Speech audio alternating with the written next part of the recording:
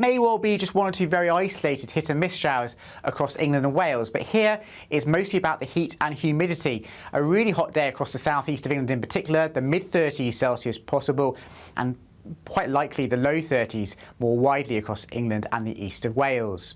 The potential is there also for one or two late afternoon and evening showers, possibly thunderstorms, so don't take the graphics too literally. We could see one or two showers further south and east than these graphics suggest, but generally speaking it will be the further north and west you come where the greater the chance of seeing some rain this evening, more especially across Scotland, but the rain will tend to become more showery away from the north as we go towards the second half of the day. A pretty humid picture though through this evening wherever you are, an increasing chance of some longer spells of rain developing, some heavy outbreaks perhaps for parts of North Wales, but generally the chance of rain or showers in many northern and western parts of the UK overnight tonight. Further south and east staying largely dry, but again the chance of one or two heavy showers or thunderstorms.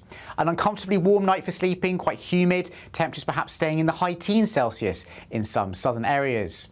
Now for Tuesday, it's going to be a slightly less hot and humid day for most, and certainly a pretty wet day across parts of northern Scotland. An increasingly breezy picture here, the winds funneling down through the Irish Sea as well later in the day. The chance of some scattered showers breaking out pretty much anywhere across the UK, but that chance is lowest towards the south and the east. And here we'll hold on to some heat. Temperatures might well approach 30 degrees Celsius in the east of England, but cooler for most. Expect warm spells with the odd rude interruption. Box Boilers sponsors the weather on GB News.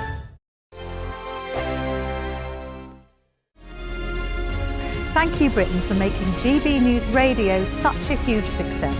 Whether you're in the car, on the go, or listening at home, thank you for choosing us as your radio station. Good morning. This is the latest AI travel news from gbnews.com. There is a collision on the M62 between junctions 28 and 27 in Gildersome, causing lane closures westbound. The M2 eastbound between junctions 3 and 4 in Chatham is closed, with the exit at junction 6 in also closed. The A11 is closed after the A134 in Thetford. The A5 is closed after the A453. There is an obstruction on the M40 southbound between junctions 5 and 4 in High Wycombe.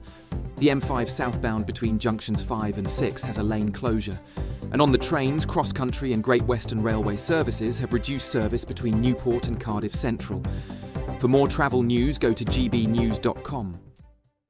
Bold. They are under no illusion. Ray. Are you a human trafficker? Boundless. I've had enough of the nonsense, and I'm not afraid to say it. Don't get this on the BBC. Every weeknight, I tear through the headlines. The smell of gasoline. Should we be worried about it? From Westminster madness to cultural war chaos. What I'm going to do now is they are throwing things out the car as we speak. Get ready, Britain. Here we go. Patrick Christie's tonight, weeknights from 9 p.m, only on GB News, Britain's news channel.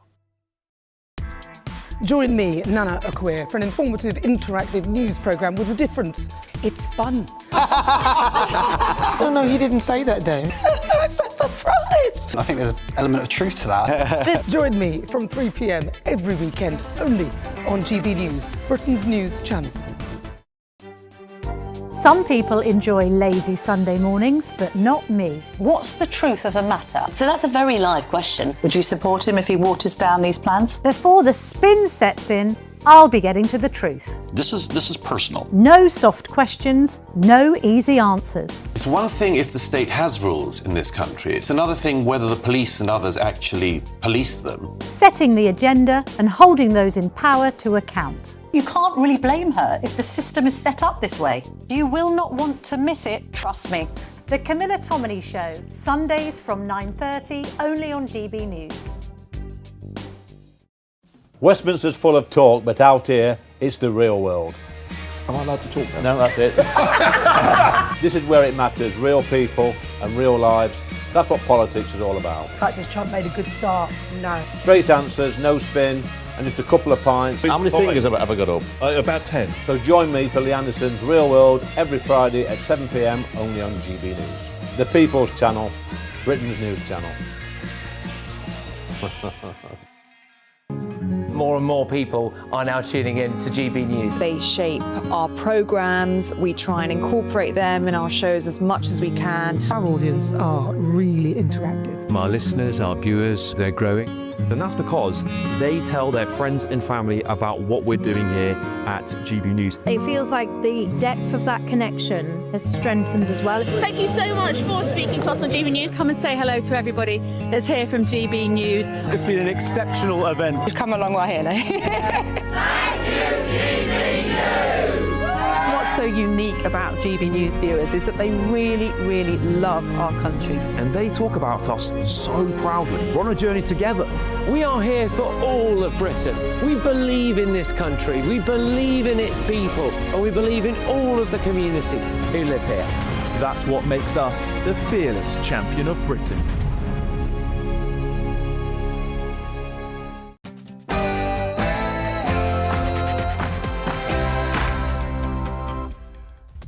Good morning. It is 9:30 on Monday, the 3rd of August, live across the United Kingdom, Britain's Newsroom with Andrew Pearce and Miriam Cates. What we will do is turn the English Channel into the most surveilled maritime border in the world. A new plan to use the Royal Navy to end the small boats crisis. But the Tories are rather scathing about it. The only party with credible policies that have been properly thought out. It's very easy for Reform to come up with these slogans, but they're not properly thought out, like this announcement today. It's just done in a panic on the back of a fag packet. It hasn't been properly thought out. Yes, and Labour too has accused Reform of simply reheating an old plan. So are we actually going to get anything new today? And if we do, will it be properly costed? Find out more with me very soon. And after the incredible scenes in the Spanish enclave of Quito last week, we're looking to incredible claims that, guess what? The United States and Israel might have triggered the entire crisis. And Nigel Farage has said that he'll build a broad coalition that unites the right, while Rupert Lowe has revealed he'd be prepared to work with Mr Farage. But after all the bad blood between them, will we ever see a Reform Restore pact? It's been reported that more than 165,000 mobile phones are stolen each year. Now the Conservatives say they'd get tough on the thieves and tell the police on knock on doors to retrieve every one of them. And one of Britain's biggest sporting traditions is underway as thousands of sailors descend on the Isle of Wight for Cows Week.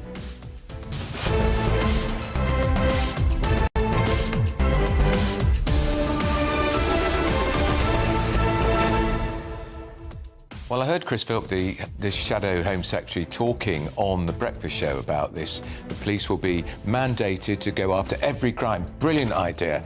165,000 phones are nicked a year. What? They're going to knock on to 165,000? Most of them are abroad before you can blink. Exactly, and even if they do have the Find My locator on, once they're out of the country, there's pressure the police can do. The police are actually being quite effective in some areas of London. I think that theft from the person is down 15 to 25%.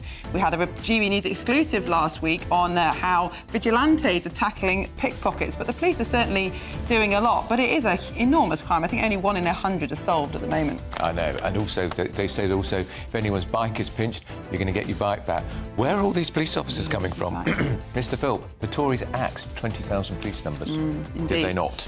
Well, I think it's a popular idea, isn't it? Everybody wants to think that all crime will be solved, but the police do have limited resources. They can't go after every single thing. Some of the innovations from the tech companies are more interesting in terms of just disabling the phones immediately, and then they become unnickable. Surely that's the way forward. Yeah, because they said they were going to do that. When are they going to do it? Because then they're not worth a penny, are they? Exactly. That seems to be an obvious way forward. Now, as ever, tell us what you think. Send your views and post your comments by visiting gbnews.com/your say. But first, here is your 60-second news update.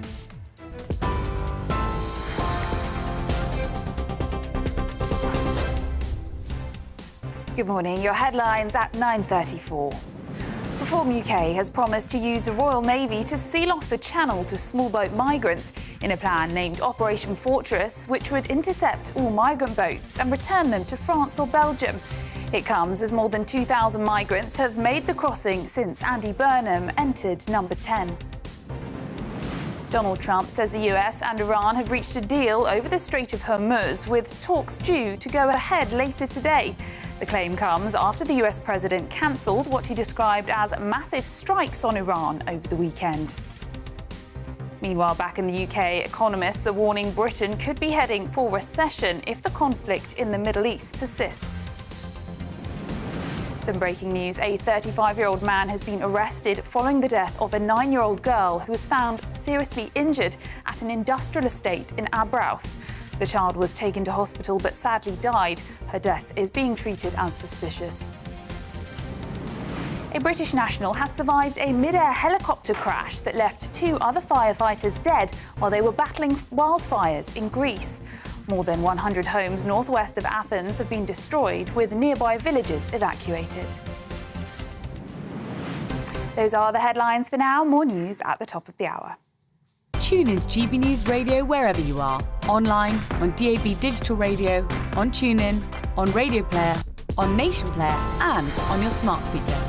Just say, play GB News.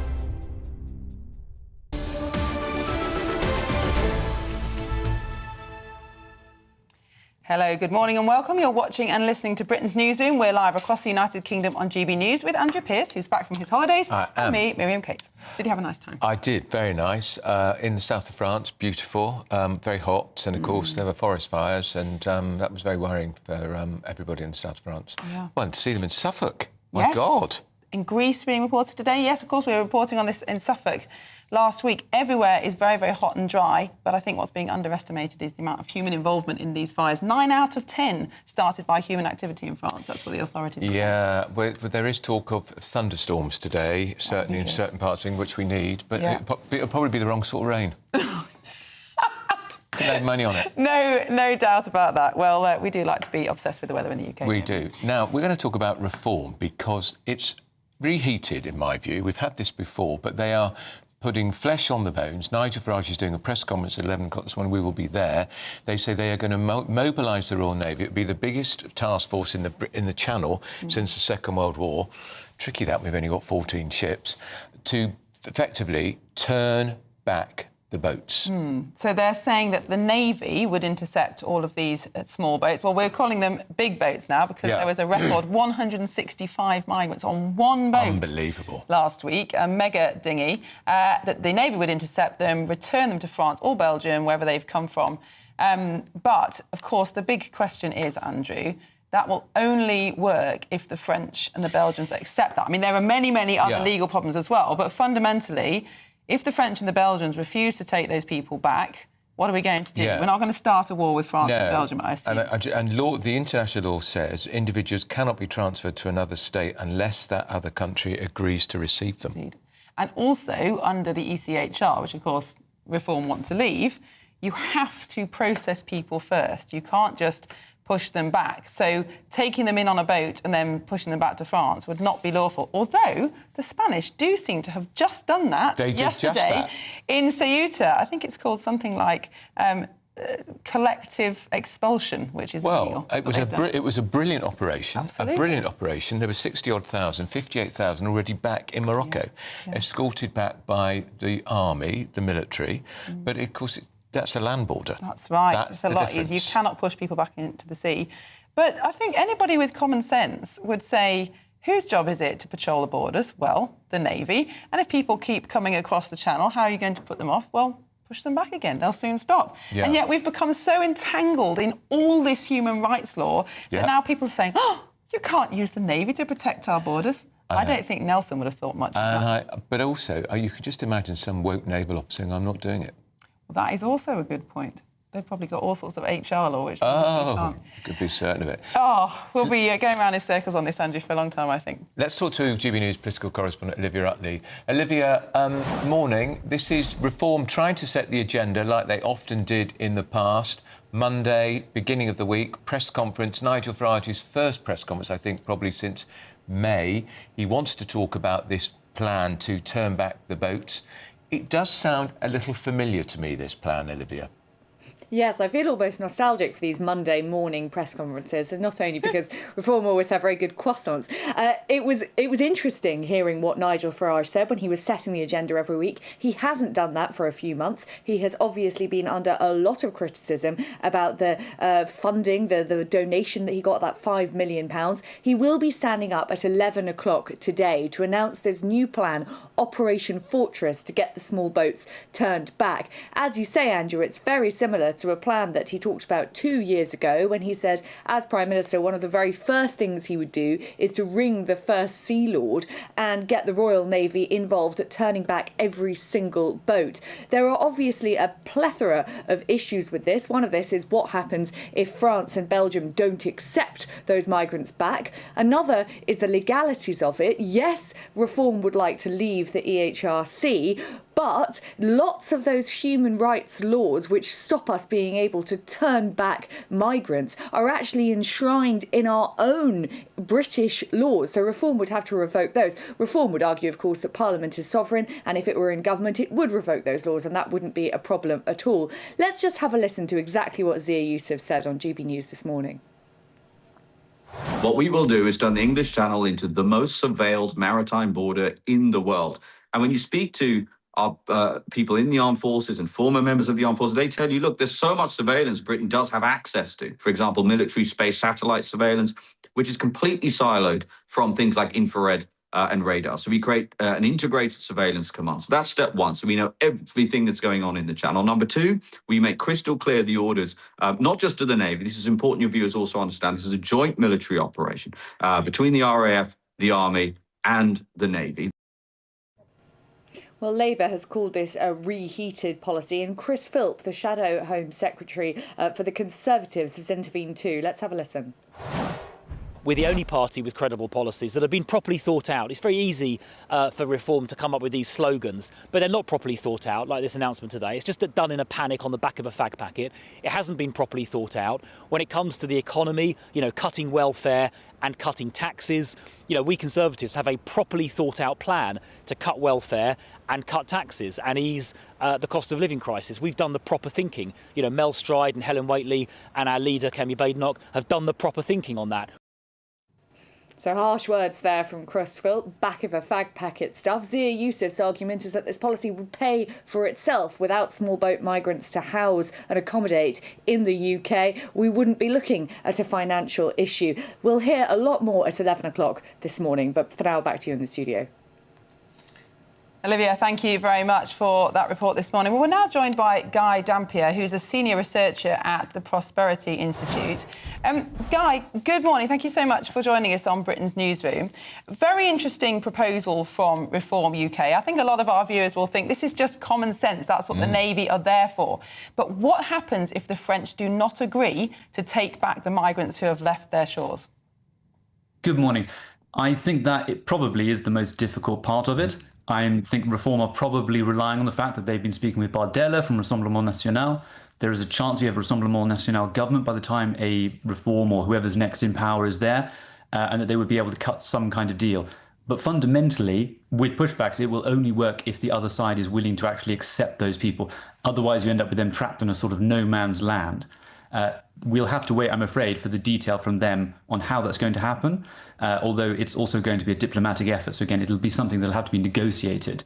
That's why previous Conservative government were trying to ship people to Rwanda instead, because that way they had a settled place that they could definitely send people to. It's possible France will accept them, but it'll take a lot of work. And what of the idea, Guy, that if they are migrants crossing the Channel, we have a duty to at least talk to them before sending them back? So they will definitely get some form of treatment. I mean, in the plan that they've suggested, or the details we've seen so far, it does say they would be medically assessed at a minimum. So I'd imagine we'd be looking at something like the RFA Cardigan Bay taking them on board and having a look at them. But they would not be having their asylum claims processed. Right. That, to be fair, I think is exactly what the previous Conservative government tried to do and unfortunately failed. And Reform, in trying to do it, will say, look, these people are coming over here illegally and they are forcing their way through, and therefore we've got no need to do so.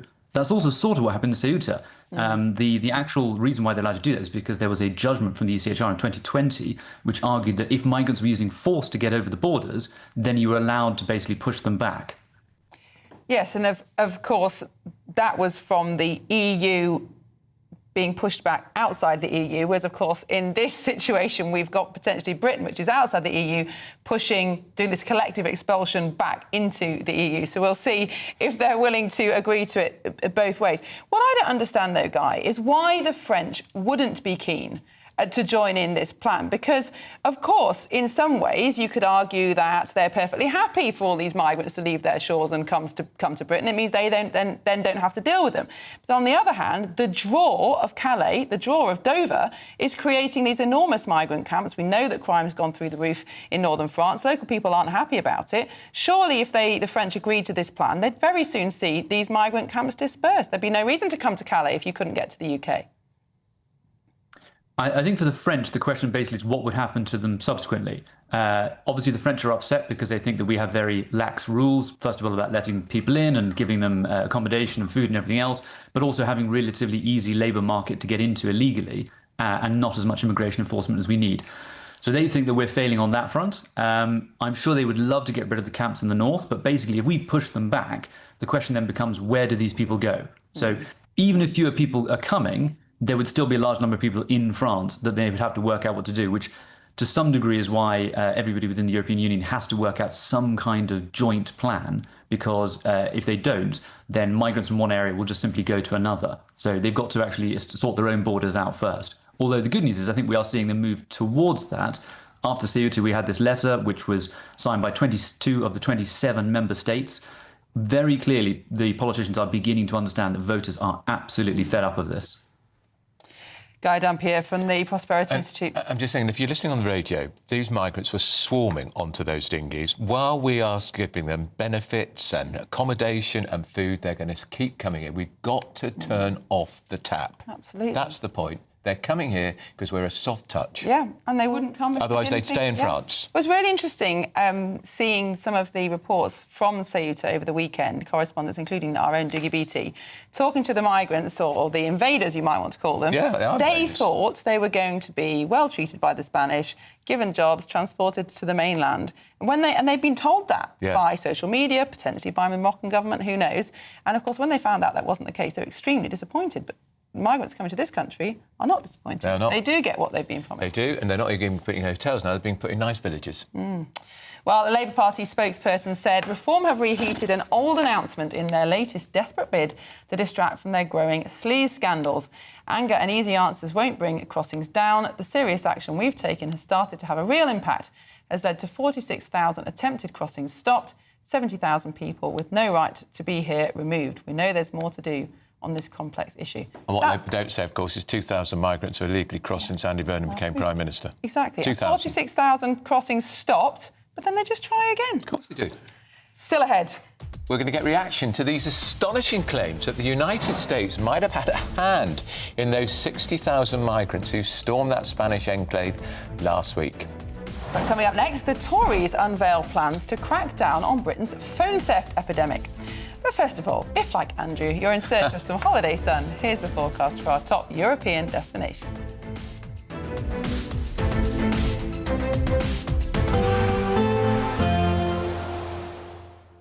Can't wait to get in that sea. Lovely and warm. Just like the feeling of having great travel insurance. All Clear Travel Insurance sponsors GB News Travel Destinations forecast. It's turning more humid over the next few days in the UK, but it's even hotter across the Mediterranean, and the dry and sunny weather is set to continue for most through the week ahead. There may well be a slight downturn in temperatures compared to recent weeks across parts of Portugal and Spain, but we'll still see highs in the low 30s. There may well be one or two isolated afternoon showers and thunderstorms across the Pyrenees, the Alps and down the spine of Italy, but many coastal resorts in Italy, the Balkans, Greece and Turkey will stay fine, sunny and very hot through much of the week ahead. All Clear Travel Insurance sponsors GB News Travel Destinations forecast. Nana Queer, weekends from 3 p.m. This is really exciting. We've got 1 million people living with dementia in this country, and about 65%, 70% of them have Alzheimer's disease. This is a condition where a protein called amyloid beta builds up in plaques within the brain and interferes with the connection of nerve cells. It's a cruel disease, as I know you're aware. It robs families of the relative that they once loved, the personality that they knew, and it's the leading cause of death in this country. So, numbers are only increasing as the ageing population grows. But here we have in phase 3 clinical trials, which is the last stage of trials before a regulatory body approves it for use, which appears to clear some of these plaques within a few weeks. Now, that's really exciting. GB News, the People's Channel. Britain's Newsroom, weekday mornings from 9:30. What does this kind of day mean to you, kind of coming and doing this every year? Well, I feel that I'm doing this for my wife because she used to sell poppies properly, really, and I used to help her for 20 odd years. And I feel like I'm doing it for her, really. But it is nice to think that everybody appreciate what we did for being in the forces. But tell me about your service, because you got sent out to the Far East, didn't you? Yes. I just got engaged because I didn't think I was going to get called up, but then I did. In your jacket here, you've got one medal for national service and one for that Hong Kong medal for that. To be honest, I was 18 years old and I was very excited about going. It was an adventure to me. The People's Channel. Britain's Newsroom, weekday mornings from 9:30. Weight loss jabs could help children as young as 6 who are living with obesity. When did we start saying living with obesity? Can we not say obese children? Is that not politically correct? Well, delighted to be joined now by Sarah LeBrock, Director of All About Obesity. Sarah, I think a lot of people will feel slightly uneasy about children getting on these jabs, simply because we sort of expect, I don't know, diets to be managed by parents.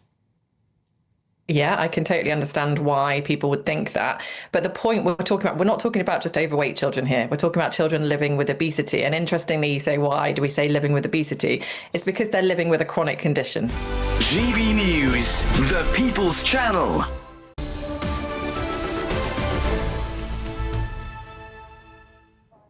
Eight minutes to 10, you're watching Britain's Newsroom on GB News. Well, they're all at it today, but lots of big announcements. It's the Tories saying they're going to force police officers to track down stolen phones and knock on doors to retrieve them.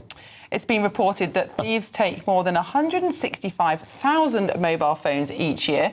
Now, under these plans, officers would be told to chase up stolen phones, laptops and bikes advertised for sale online. Is any of this realistic? It's a nice idea. Let's talk to the crime and justice commentator, Danny Shaw. Danny, morning to you. It sounds a great idea. We're going to retrieve all these nicked phones.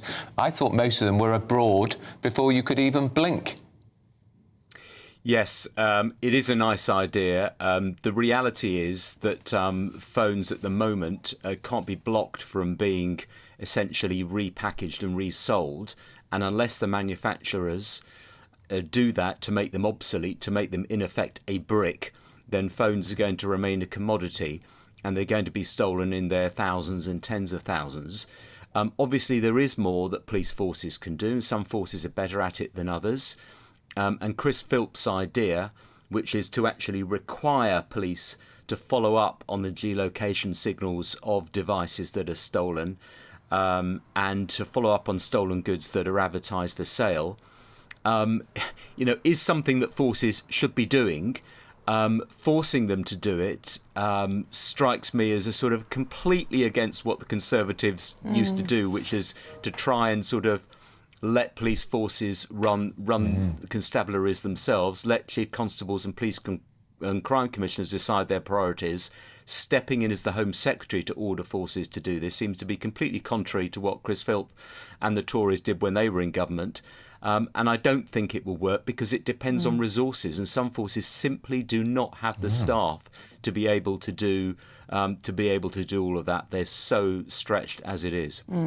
Yes, and the last thing you'd want is for these crimes to take priority over more serious crimes when it comes to police resources. Isn't the answer to this, Danny, a technological solution? Everybody now has a mobile phone worth hundreds, perhaps even thousands of pounds. They often have AirPods on them, a laptop possibly potentially thousands of pounds of equipment. This is not going to stop. Isn't the answer a technological one, where the tech companies find a way of making these products completely obsolete as soon as they're stolen?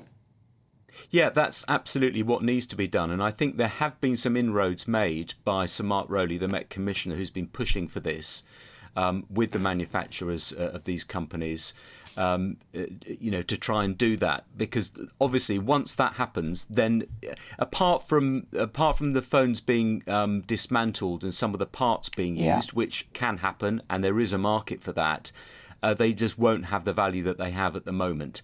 And then the thieves will have to find something else to steal. But that is the only way to actually tackle it, as well as all of us taking some basic prevention measures, not getting our phones out, in busy places, in streets that are known to be targets. It's very tempting to do that, particularly when you step up from the underground train, you want to check your messages and whatever, and you're standing there and it's nicked from you. I know that Westminster is one of the locations which is a real target for thieves, and MPs and others have had their phones stolen by doing exactly that. So there are some steps we can take, the manufacturers need to take, the police need to up their game as well. But I think directing all of them to do this, it just goes against conservative instincts, and I frankly don't think it will work. All right, Danny, that's Danny Shaw, the police and the crime and justice commentator. The other thing is, why is it in the interest of the manufacturers to have these phones disabled very quickly? Because so many get nicked, you have to buy a new one. That's very true. Built-in obsolescence, I think they call it. Yeah, that's a very good point. We should just say that Guy Dampier, who is a guest with us just before the break, he is a senior researcher on nationhood at the Prosperity Institute. The Prosperity Institute is owned by the Legatum Group, which is also one of the lead investors in the holding company of GB News. Now, still ahead, a human rights lawyer will tell us whether reforms plans to use the Navy to end the small boats crisis is legal. I think we can probably assume what that human rights lawyer will say. Maybe we need to change the law. Yeah. Well, lots more coming up on Britain's Newsroom, Britain's favourite morning show on GB News. But first of all, we've got a break.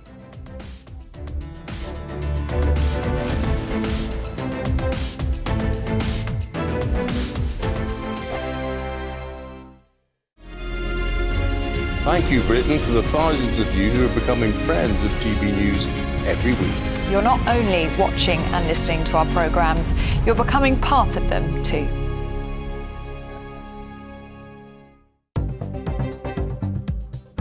Good morning, this is the latest AI travel news from gbnews.com. The M2 eastbound is closed between junctions 3 and 4 in Chatham, with the exit at junction 6 also closed. The M1 northbound has a lane closure between junctions 16 and 17 in Daventry.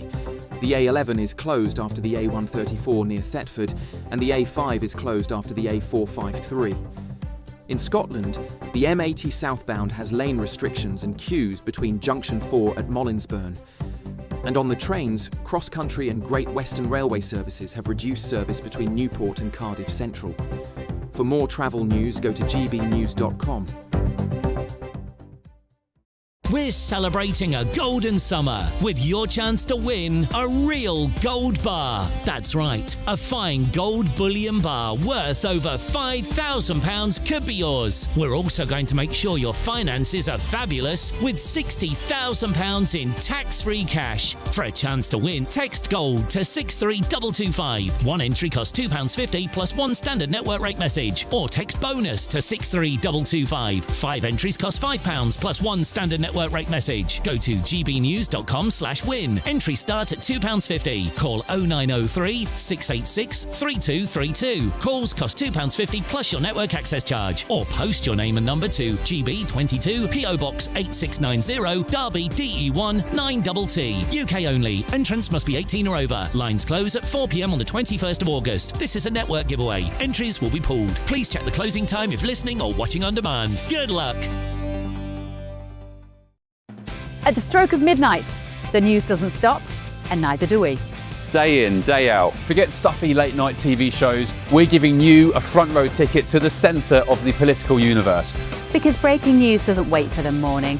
And neither do we. Join us for one of the most controversial and volatile times of politics in human history. A very big story. Big story over here. You won't get this anywhere else. The Late Show live at midnight, every night. Only on GB News. Britain is not just a geographical expression. We are a people bound together by history and culture that are distinctively British. Join me to celebrate our music, theatre, artworks and literature, which we can explore and enjoy together. Everybody's welcome. Sunday with Michael Portillo. Every Sunday at 11 a.m. on GB News, the People's Channel, Britain's news channel.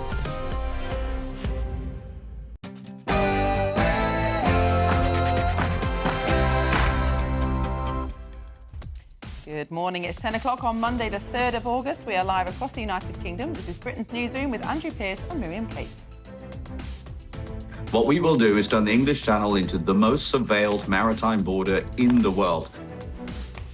Well, that's Reform saying they will use the Royal Navy to finally end that small boats crisis. But the Tories say they've heard it all before. The only party with credible policies that have been properly thought out. It's very easy for Reform to come up with these slogans, but they're not properly thought out, like this announcement today. It's just done in a panic on the back of a fag packet. It hasn't been properly thought out. Well, after the incredible scenes in the Spanish enclave of Ceuta last week, we'll be looking into the claims that the US and Israel might have been behind the crisis. And Nigel Farage says he'll build a broad coalition which unites the right, while Rupert Lowe from Restore Britain says he'd be prepared to work with Mr Farage. Could we about to see a Reform Restore pact when both leaders can't stand each other? And one of Britain's biggest sporting traditions is underway as thousands of sailors descend on the Isle of Wight for Cows Week.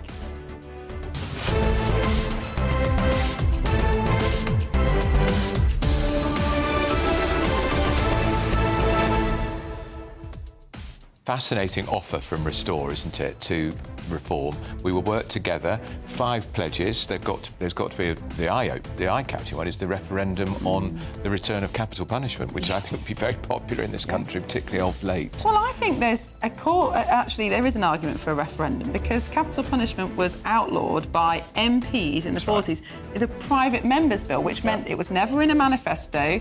There was no compulsion for MPs to vote, so the public has never had a vote on it before or since. And whatever you think about capital punishment, surely in a democracy there should be something that people get to vote on. I'll tell you what I think about. My views hardened a lot. I used to be against it because I thought there would be too many miscarriages of justice. But when it is incontrovertibly so who someone's done it, I'm thinking of Southport. Yeah. Why is capital punishment not an option? Yeah, I agree. I'm the same. I've changed my view on it quite a lot. Yeah. And if you look at the number of the murder and attempted murder rate between the time when capital punishment was banned and the end of the century, it tripled. Yeah. Which is not insignificant. As ever, tell us what you think. Send your views, post your comments by visiting gbnews.com/yoursave. But first, here's the news with Sophia Wenzer.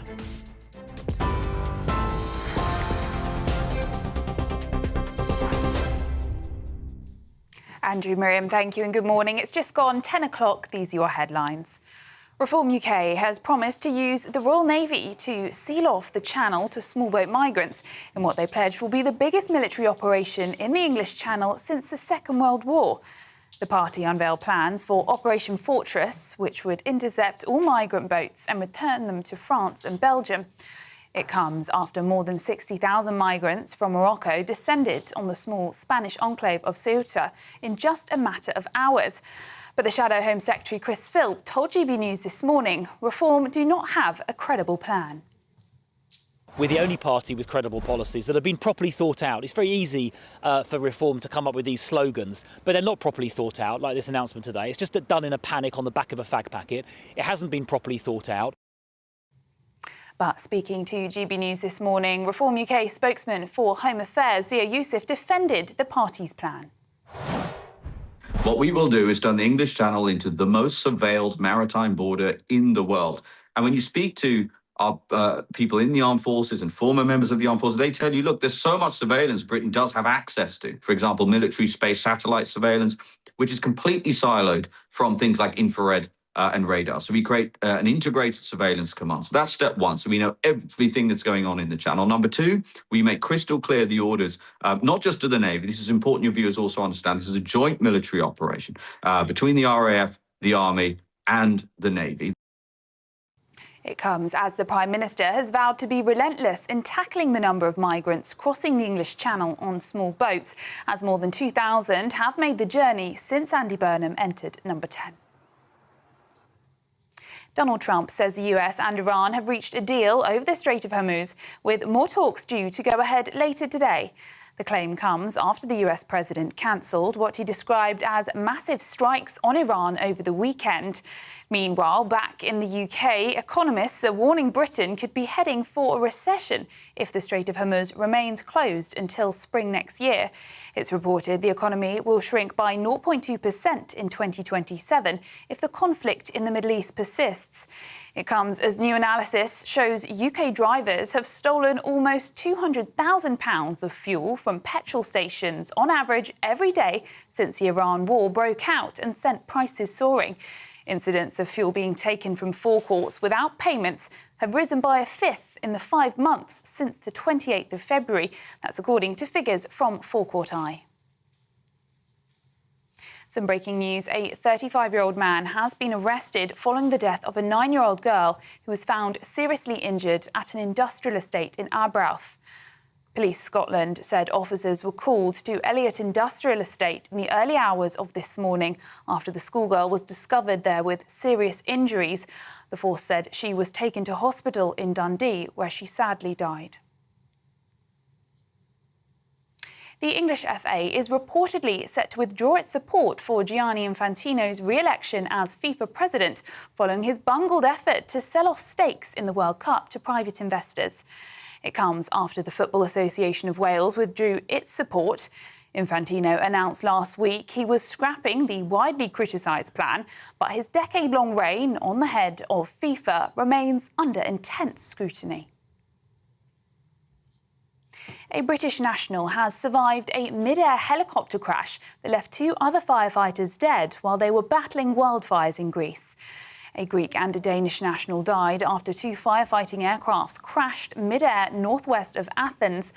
A Briton and another Greek national were pulled from their aircraft alive.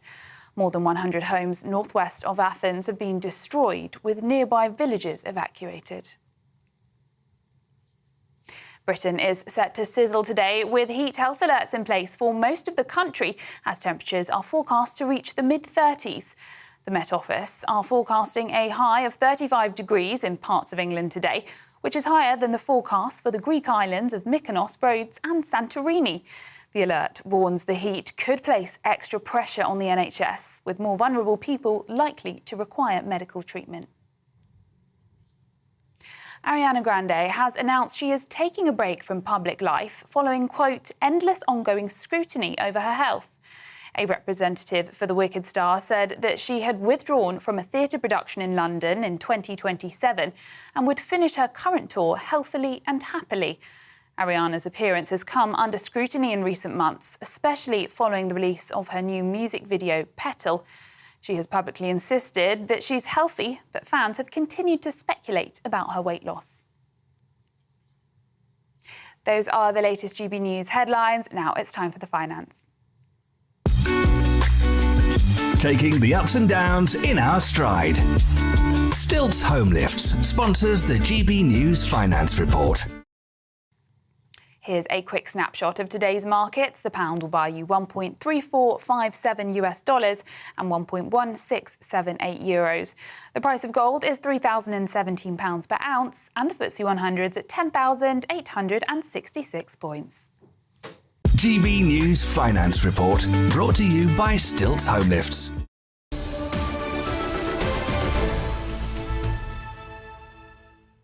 Hello and welcome. This is Britain's Newsroom, live across the UK and GB News with Andrew Pearce and Miriam Cates. Well, we started the programme with Reform's plan to use the Royal Navy to end the Channel migrant crisis. Now, given all the discussion that's been happening over the last few years, it sounds quite extreme. But really, from a historical point of view, why should the armed forces not be used to protect our borders? That is what they're there for. Quite right. I just wonder, though, I know Nigel Farage is going to unveil some former military types at his press conference this morning, but it's what the current lot think. And if the Rear Admiral or the Admiral of the Fleet, whoever it is in charge of the says we're not doing it, that's a problem. Well, absolutely. And if there's any suspicion that it might be against international law or human rights law, then the military personnel might not be willing to follow those instructions. They've somehow got to get us out of the European Court of Human Rights pronto, but that won't be quick. It will get bogged down in the House of Lords. Yeah. Don't you think? Yes, well, I think they'll have to repeal the Human Rights Act, but like you say, they might not have a majority for that. They'll have to appoint an enormous numbers of peers very quickly. They haven't got any. They haven't got any at the moment, no. Or maybe one or two.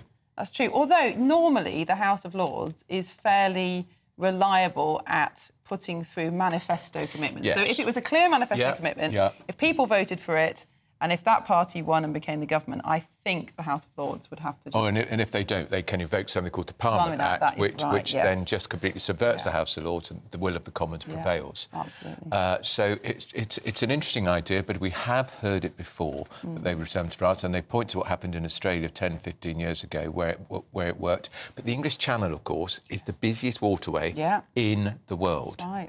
Interesting, one of the things that Zia Youssef was saying to GB News breakfast programme was that one of the tactics for this reform plan would be to increase surveillance so that by satellite or however it is, that the UK authorities could see every single vessel in the channel. I'm surprised that's not the case already. Yeah, and why aren't they doing more with drones? Yeah, that's true. I mean, I think people have got to the point where you just want a solution. And if it's a physical solution of the Navy pushing people back, well, so be it. Something has to change. And it's all very well Labour saying the number of crossing the Channel is down on last year. It's all to do with the blimmin' weather. We've had 2,000 cross the Channel in the 2 weeks Andy Burnham's been Prime Minister. 750 in one day. Yep, and if the sea stays calm, we could easily see numbers peak again. Absolutely. Well, we're joined now by GB News' political correspondent, Olivia Utley. Olivia, good morning. I understand you will be attending this press conference in just less than an hour's time. You will hear more of the detail. What's been the political reaction so far to what reform have trailed this morning? Well, both the Labour and the Conservatives have come down on this plan like a ton of bricks, saying it's just a reheated policy, and they've both raised some of the main objections to this policy proposal. They've reacted very quickly to this because they know that it will be popular, as we can already see from our own viewers. People think that this is just a common sense solution. Of course, that's what the Navy is there for, to protect our borders at sea. But there are three major issues with this. You've got the legal implications, as you mentioned briefly there. Would this be compatible with not only ECHR law, because Reform have said that they would withdraw the UK from the ECHR, but also with British human rights laws? And yes, you can repeal laws, especially if you're a government with a big majority, but there's no indication at all that if Reform were to win, they would have a big majority and there would be issues in the House of Lords. Reform would probably argue that they could abolish the House of Lords, or at least fill it with their own people very quickly.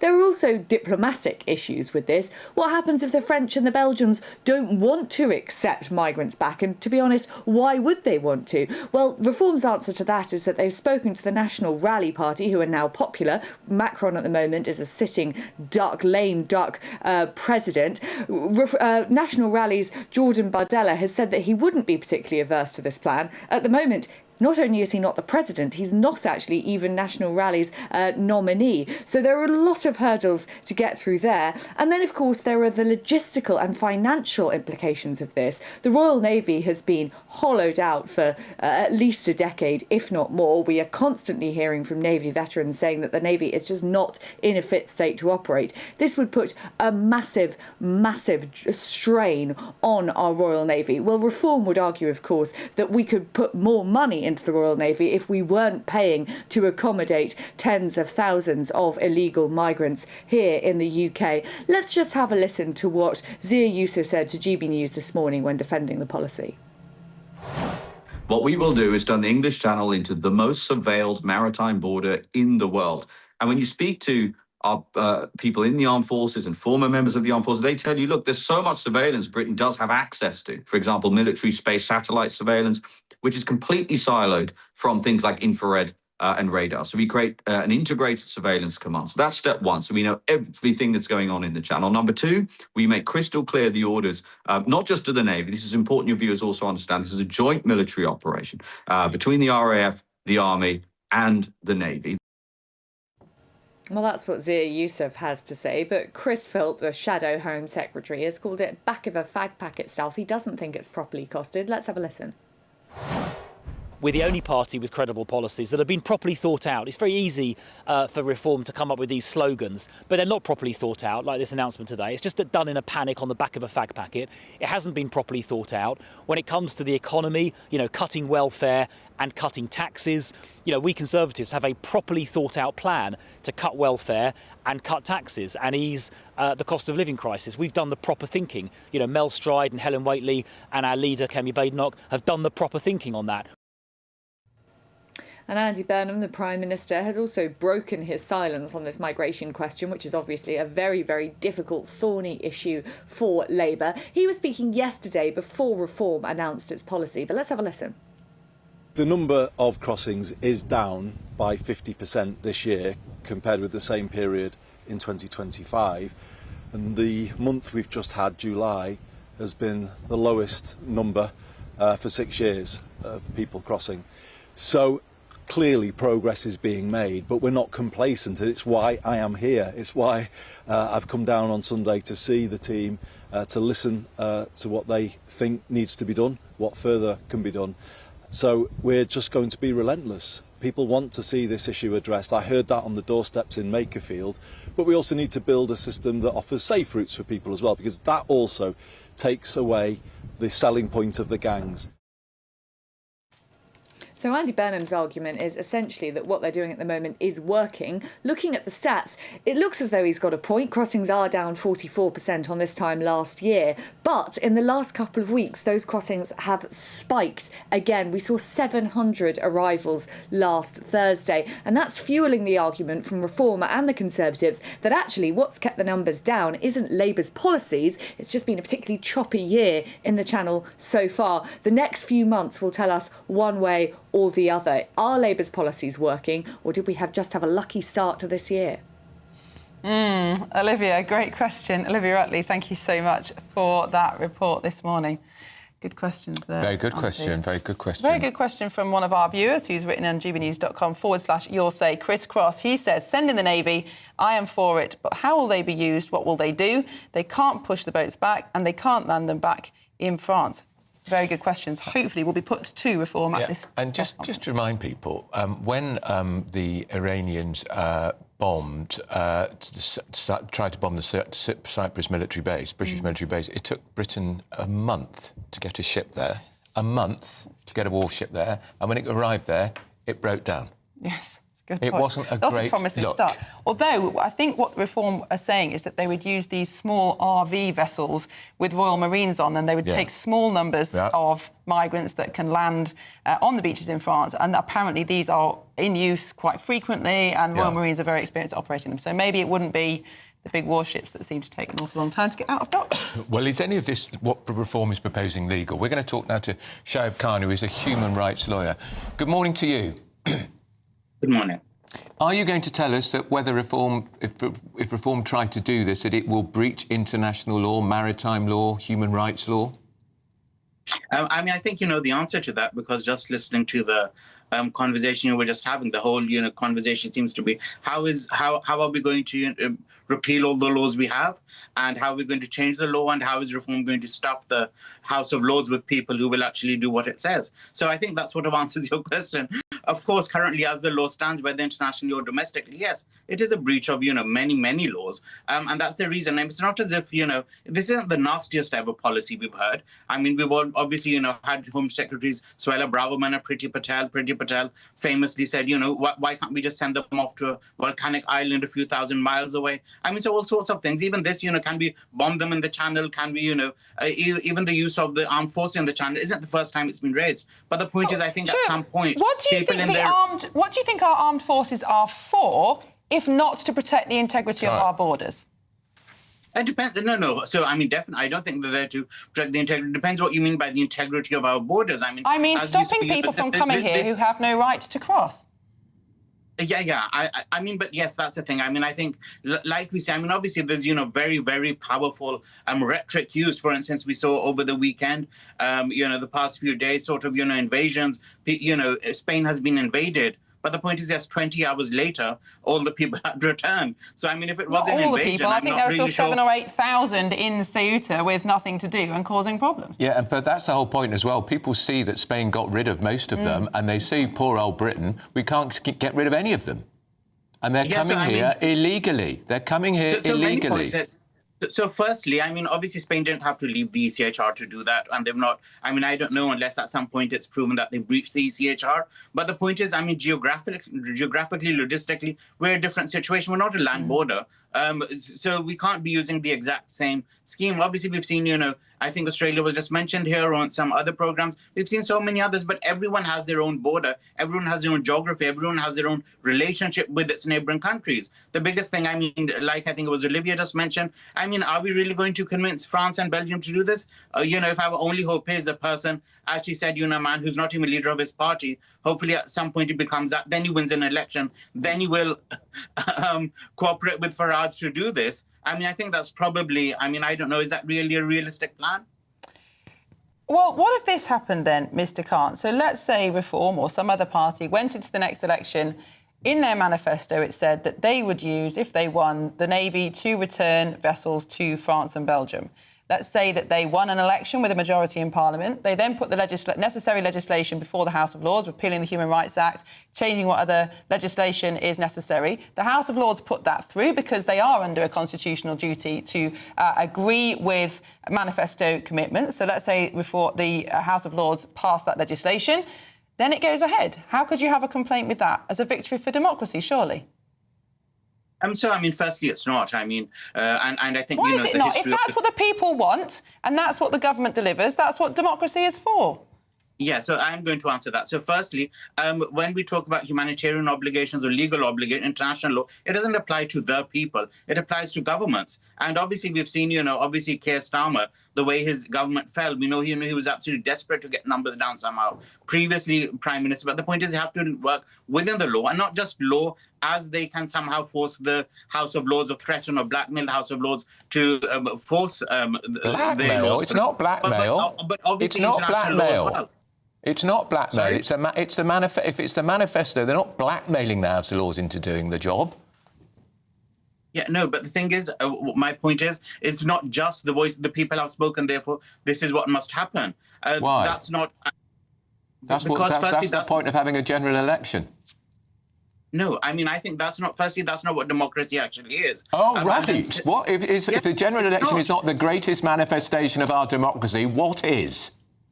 No, so democracy doesn't mean that everything that the people want, you have to immediately give them that, regardless of law, regardless of considering. And that's why we have leaders. That's why families have, heads of families. That's why we have heads of states, because they have to decide militarily, economically, financially, politically, historically, what the best thing is. And I just don't think this is good for Britain in many, many ways. And I mean, also, we just spoke about the Navy. It's been hollowed out. And so the money that we put into hotels and actually humanitarianly accommodating people, we're just going to spend it on more warships or on more surveillance. So I just don't understand. So we're not actually saving money then. But what we are doing is we're not protecting people, but we're spending all that money on sending them away to another country.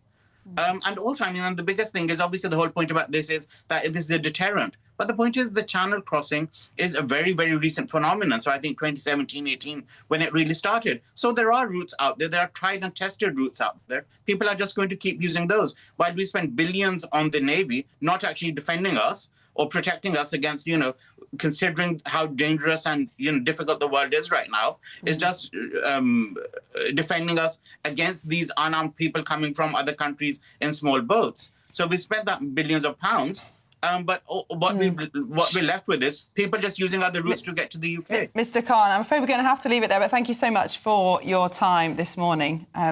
Shoaib Khan, a human rights lawyer. That just gives a clue of the huge pushback that's going to come from the human rights lobby, which successive governments have financed effectively with all the balmy human rights laws we've got. I can't resist reading out this viewer comment, Andrew.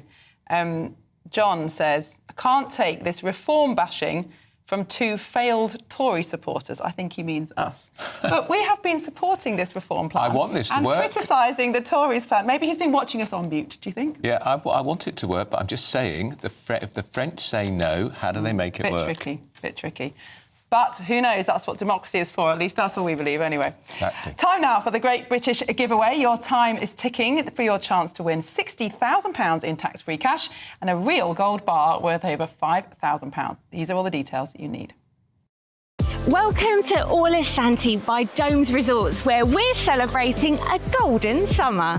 And you could be enjoying a golden year with an incredible £60,000 to be won. That's tax-free cash that you'll get to spend on anything you like.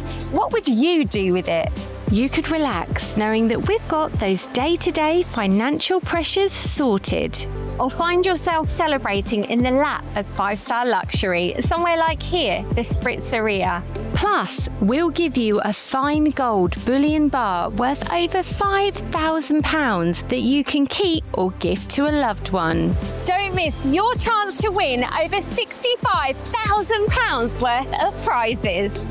For a chance to win £60,000 in tax-free cash and a real gold bar, text GOLD to 63225. One entry costs £2.50 plus one standard network rate message. Or text BONUS to 63225. 5 entries cost £5 plus one standard network rate message. Go to gbnews.com/win. Entry start at £2.50. Call 0903 686 3232. Calls cost £2.50 plus your network access charge. Or post your name and number to GB22 PO Box 8690 Derby DE1 9TT. UK only. Entrance must be 18 or over. Lines close at 4 p.m. on the 21st of August. This is a network giveaway. Entries will be pooled. Please check the closing time if listening or watching on demand. Good luck.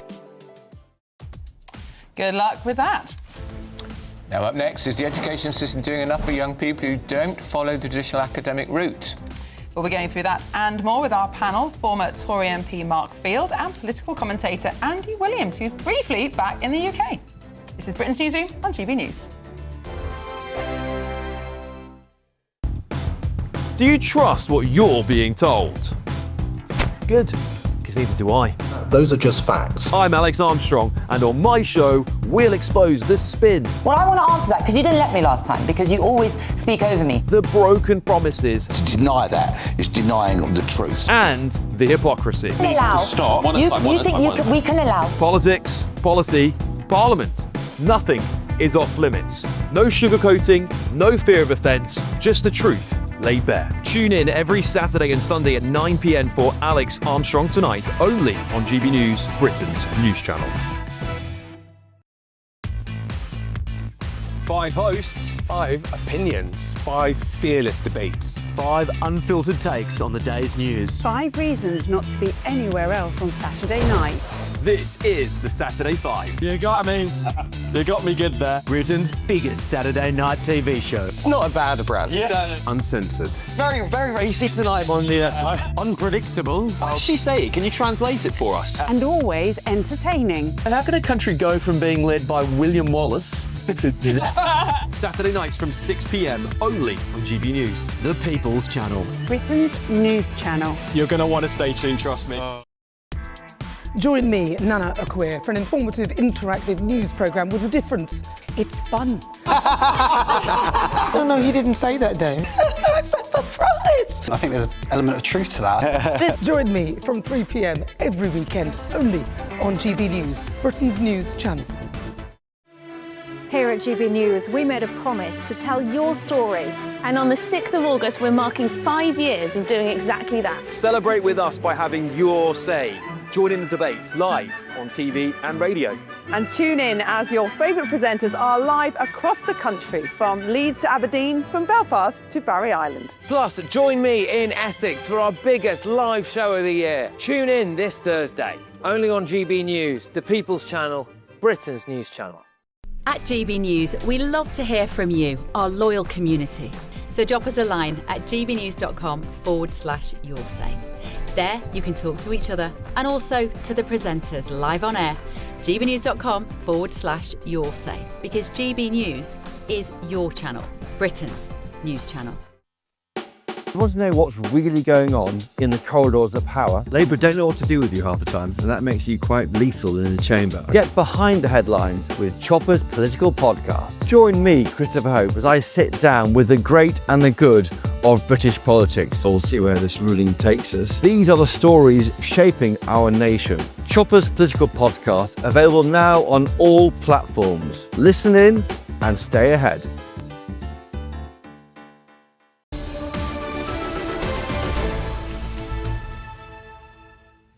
It's 29 minutes past 10. You're watching Britain's Newsroom with Andrew Pearce and Miriam Kate.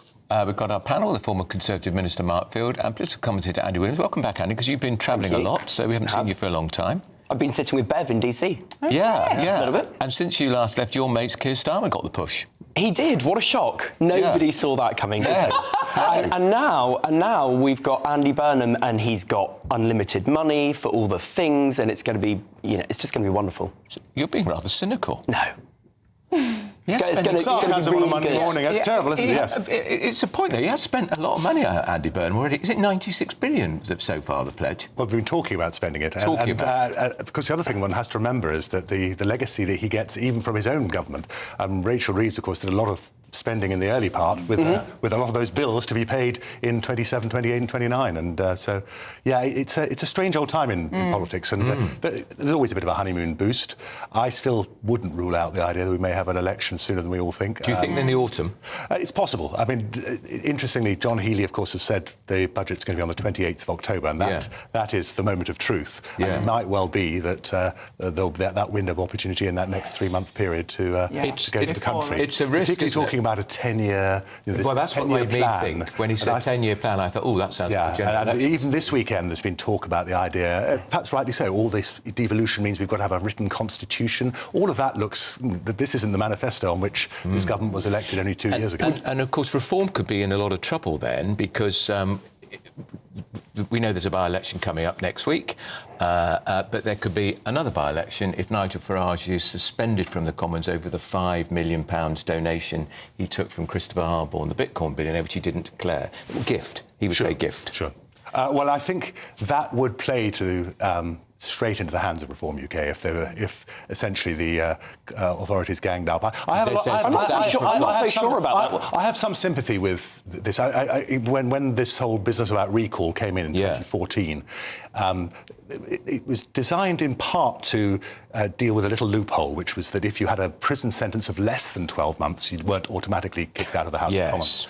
But this whole idea, suddenly, of having a recall petition, I thought Mark, was just want to stop you there, because I want to get back to our main topic of the day, which is the small boats. So Andy Burnham has made some interesting announcements on social care, devolution, topics that aren't addressed enough, in my opinion. But one weakness of Labour is they haven't stopped the boats. Andy Burnham's only just started talking about the boats. He hasn't had a strong response yet. Is that going to be enough for votes? I don't think he really needs to, because he's done the most important thing was keeping Shabana Mahmood in her role.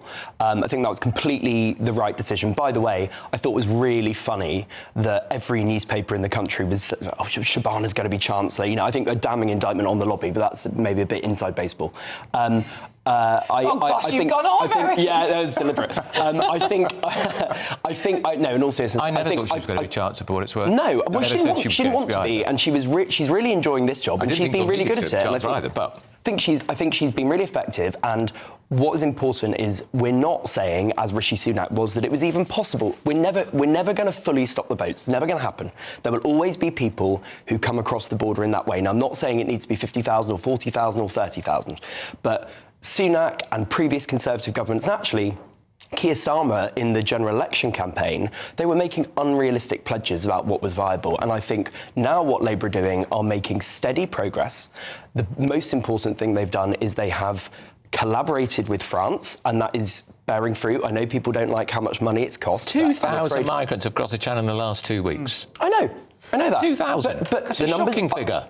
But the numbers are coming down. It's because of the weather, Andy. It's the weather. I think you're right. There has been some progress, and you've got to be painstaking progress. But I think the whole situation of what's happened in Quella should be the big start of something new. In other words, a new push in the same way 10, 11 years ago when the whole issue became massive. And I'm afraid I do have some sympathy with the view, which is to say this is now a national security issue. And I have a feeling that Shabana Mahmood will follow Yousaf's policies within a matter of weeks. We will see. We're going to have to leave it there. We'll have you back in an hour, but we are mentioning the Clacton by-election that will take place on the 13th of August. This is following the resignation of Reform MP Nigel Farage, and the candidates are... Why don't we just... Adam Al-Khatib, the Forward Party, William Stewart James Colston, Social Democratic Party, James Ransley, Consensus Party, Kai Stevens, the British Democrats, John Stevens, Rejoin EU, Nigel Farage, Reform UK, Lawrence Fox, the Reclaim Party, Martin Davies, Freedom Alliance, Real People, Real Alternative, Count Binface Party, Ketan Kumar Pipalia, UK Voice, Safer and Stronger UK. Marcus White, Everyone is God Party. Standing as independent candidates are Rhys Cowan, Andy Earlham, Glenn Charles Cummings, Ati Fard, Tony Francis, Robin Green, Abby Hookway, Stephen Richard Ingram, Amy Morris, Derek Norbert Morris, Michael Noel O'Keefe, Martin O'Brien, Nick Pellas, Daniel Pocock, Jerry Smith, Pamela Walford, Joseph 77, Tony Kane, Woke Trump Kazi, Mark Wilkinson. Standing for the official Monster Raving Loony Party is Baron Von Thunderclap, Howling Lord Hope, Nick the Incredible Flying Brick. Monster Raving. Well, there you go. Much more coming up on Britain's Newsroom, but next we've got your 60-second news update with Sophia Wenster.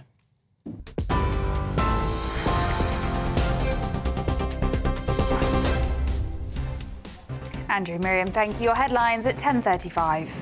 Reform UK has promised to use the Royal Navy to seal off the channel to small boat migrants in a plan named Operation Fortress, which would intercept all migrant boats and return them to France or Belgium. It comes as more than 2,000 migrants have made the crossing since Andy Burnham became Prime Minister. Donald Trump says the US and Iran have reached a deal over the Strait of Hormuz, with more talks due to go ahead today. The claim comes after the US president cancelled what he described as massive strikes on Iran over the weekend. Meanwhile, back in the UK, economists are warning Britain could be heading for a recession if the conflict in the Middle East persists. A 35-year-old man has been arrested following the death of a 9-year-old girl who was found seriously injured at an industrial estate in Arbroath. The child was taken to hospital but sadly died. Her death is being treated as suspicious. A new campaign featuring powerful images of toys with stab wounds has been launched to warn parents that even primary school children could start carrying knives. The campaign by Simply Active highlights that no child is too young to be affected by knife crime and encourages parents to take the issue seriously. Those are your headlines for now. More news at the top of the hour. Tune in to GB News Radio wherever you are. Online, on DAB Digital Radio, on TuneIn, on Radio Player, on Nation Player and on your smart speaker. Just say, play GB News.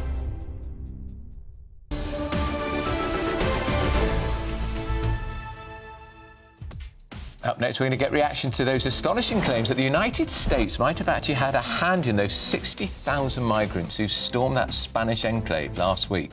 This is Britain's Newsroom on GB News.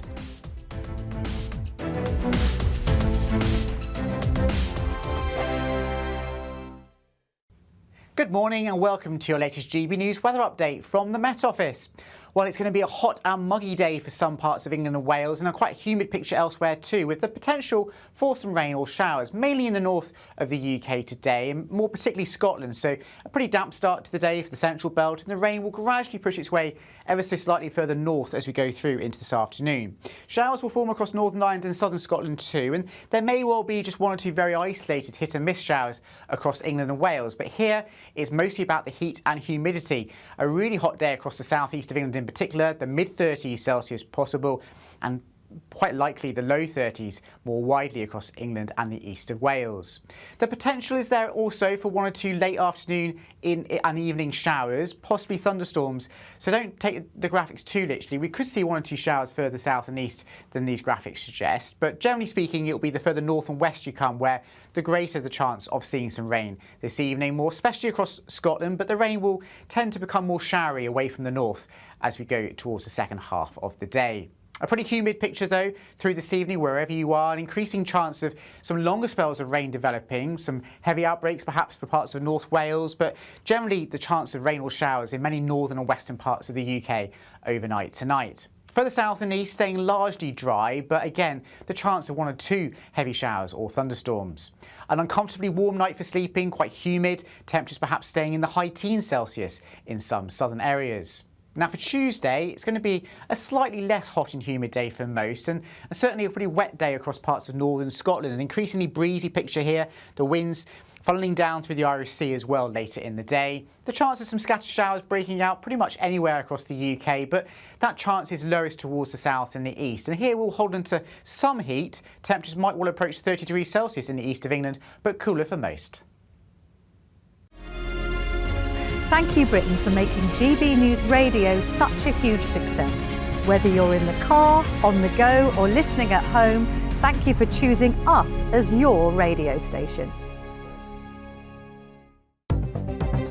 Good morning. This is the latest AI travel news from GBNews.com. The M2 eastbound between junctions 3 and 4 in Chatham has the exit at junction 6 closed. The M25 clockwise has incidents at junction 27 in Epping and junction 28 at junction 28 in Brentwood. The M1 northbound between junctions 14 and 15 near Milton Keynes has an obstruction reported. The M11 southbound at junction 14 in Girton is affected by an incident.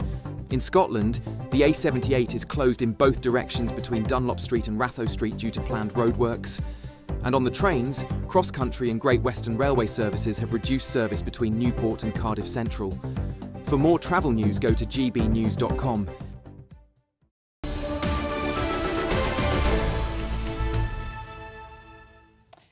Welcome back. It's 20 to 11. You're watching Britain's Newsroom on GB News. Well, after 60,000 Moroccans stormed into the Spanish enclave of Ceuta, have I pronounced it right? Well, we landed on Ceuta, but nobody's Spanish here, so... It's being claimed that the MAGA movement in the United States may have played a role in the unrest. Well, the Spanish Prime Minister Pedro Sanchez has made little secret of his opposition to Donald Trump. Of course, he refused Washington access to the military bases in Spain during the Iran war, while consistently falling short of NATO's defence spending target. Well, the Republican Congressman Mario Diaz-Balart has questioned Spain's claim to the enclave, arguing the enclave is not in the geographic territory of Spain. Well, that's just plain wrong. Exactly. Well, it's in Africa, but it's owned by Spain. Spain, yeah. Well, we're now joined by Defence and International Affairs consultant Thomas Clowes-Pritchard. Thomas, good morning. Thank you for speaking to us on GB News. Now, of course, last week when these pictures started to come through of tens of thousands of migrants swimming into the enclave of Ceuta, the initial questions were, how has this been allowed to happen? Is the Moroccan government complicit in this? We saw pictures of large transports, lorries reaching the border, hundreds of men getting out. Do you think there is some sort of conspiracy or pre-planning behind this border breach, or is it a complete coincidence? Well, good morning, Miriam. Thank you for having me on the show again. Great to be with you.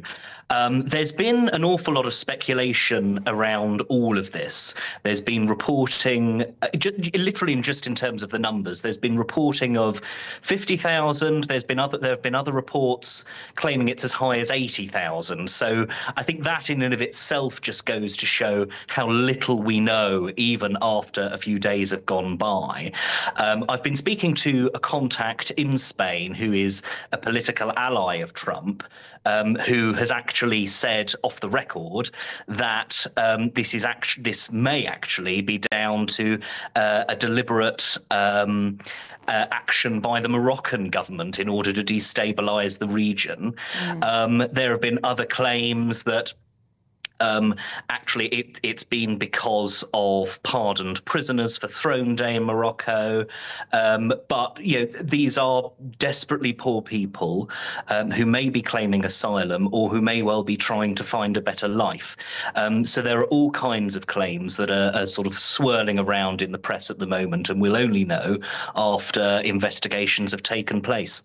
If it was designed to undermine the Spanish Prime Minister in particular, because we know that Trump is a big... Trump and the Spanish Prime Minister do not get on at all, that's somewhat backfired, hasn't it? Because hasn't his government been praised for the way they managed to what was it? They've repelled 58,000 or 54,000 have already been sent back to Morocco. In other words, they've been quite decisive. You could compare it with the government's feeble attempt here to stop the small boats. Well, in many ways, that's true, Andrew. The Spanish government have acted quickly here. There have been tens of thousands of people who have decided to return back to Morocco voluntarily, as you said. However, at the same time, other EU governments have been very critical of Mr. Sanchez, with Giorgia Meloni, the Italian Prime Minister, for example, saying that, or alluding that Spain should be temporarily excluded from the Schengen sort of free movement agreement. And she's been backed up by the Finnish government on that one as well. So there have been all kinds of, yes, the Spanish government has acted very quickly, but there is still a lot of room for criticism as well. And frankly, this crisis is so big that actually it may well be difficult for the Spanish government to get a handle on it for some time. We're going to have to see. We've heard lots of those, particularly on the left, arguing that the cause of this invasion or migrant crisis, whatever you want to call it, is the fact that, as you said, there are a lot of desperately poor people in neighbouring countries to the Ceuta enclave. But on the other hand, it's also true, isn't it, that some countries, Morocco being one of them, use mass migration as a geopolitical tool. They did it, the Moroccans did it in 2021 when the Spanish took in a dissident and treated him for COVID. They let deliberately 8,000 people across the border. We know that the Russians do this on the EU's eastern border. Isn't this an example of an increasing use of migration as a political tool? Well, yes, quite possibly. And if my contact in Spain is correct about that, then I think the Moroccan government have an awful lot of difficult questions to answer. It is worth noting that Ceuta and Melilla are disputed territories. They are administrated by Spain, but they are also claimed by Morocco. Morocco does not recognise the Spanish claim over those. So it could be a way of mounting pressure on the Spanish government to perhaps give up their claims on those territories. There's also the dynamic between Morocco and Algeria. Spain are very close allies with Algeria. Morocco and Algeria are not particularly close allies. There's been an energy deal between Spain, Italy and Algeria, which has been absolutely instrumental in weaning the EU off of Russian energy. So there are an awful lot of very complicated dynamics at play here. Indeed. Well, Thomas Clowes-Pritchard, thank you so much for joining us on Britain's Newsroom this morning. And I think Morocco are going to struggle to try and prove it is really their territory. I'm just looking here. It first came under Portuguese rule in 1415, became part of Spain in 1580. Yeah. That was even before the Armada. Yeah, I mean, it is Spanish, and that's it. On the one hand, it is odd that there's parts of Spain in Africa, but they're all around the world. Yes. There are these enclaves and borders. It was parts of empires. That's right, and it's, borders have never been fixed, have they? No, I mean, no. Do the Germans have a claim to the Polish ports that got taken off them in 1919? Yeah. Who knows? Up next, could we be about to see a pact between Reform UK and Restore? Nigel, that's Rupert Lowe's Restore. We'll tell you why in a moment, but first we're going to give you the forecast for some elusive holiday sun. Not that.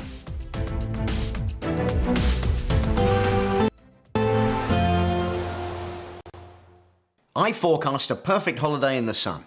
Weather looking good then? For sure, and no worries about our travel insurance. All Clear Travel Insurance sponsors GB News Travel Destinations forecast. It's turning more humid over the next few days in the UK, but it's even hotter across the Mediterranean, and the dry and sunny weather is set to continue for most through the week ahead. There may well be a slight downturn in temperatures compared to recent weeks across parts of Portugal and Spain, but we'll still see highs in the low 30s. There may well be one or two isolated afternoon showers and thunderstorms across the Pyrenees, the Alps and down the spine of Italy, but many coastal resorts in Italy, the Balkans, Greece and Turkey will stay fine, sunny and very hot through much of the week ahead. All Clear Travel Insurance sponsors GB News Travel Destinations forecast. This is GB News, Britain's news channel.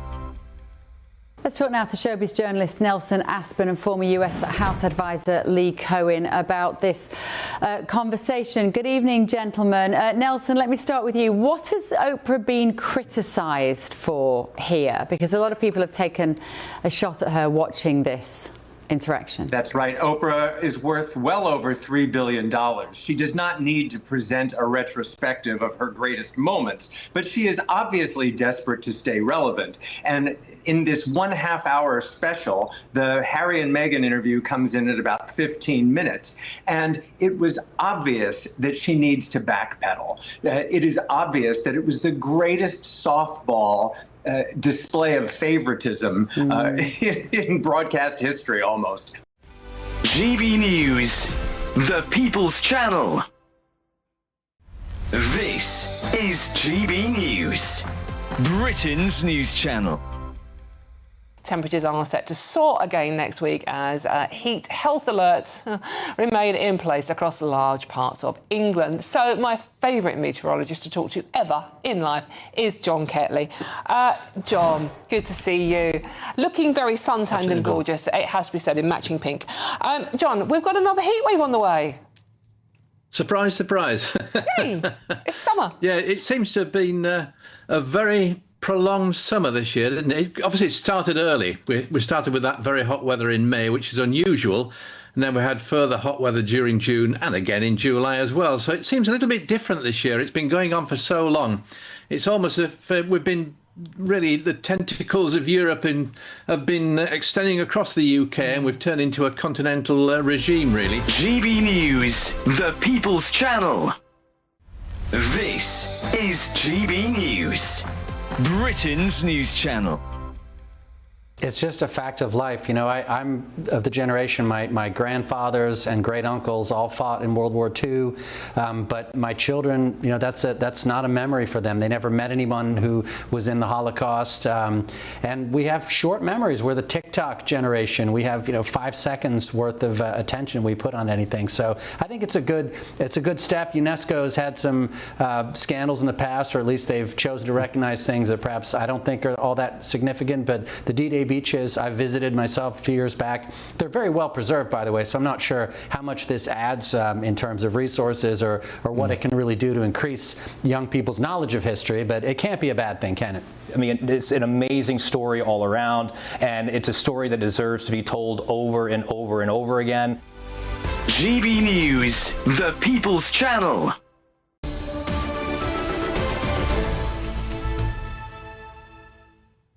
Welcome back to Britain's Newsroom. Reform UK leader Nigel Farage has sparked speculation about a potential deal with Restore Britain after vowing to build a broad coalition to unite the right. And this follows Restore Britain's leader Rupert Lowe saying he's open to a pact if Reform backs 5 key policies, including this, a referendum on bringing back the death penalty, which I think would be very popular.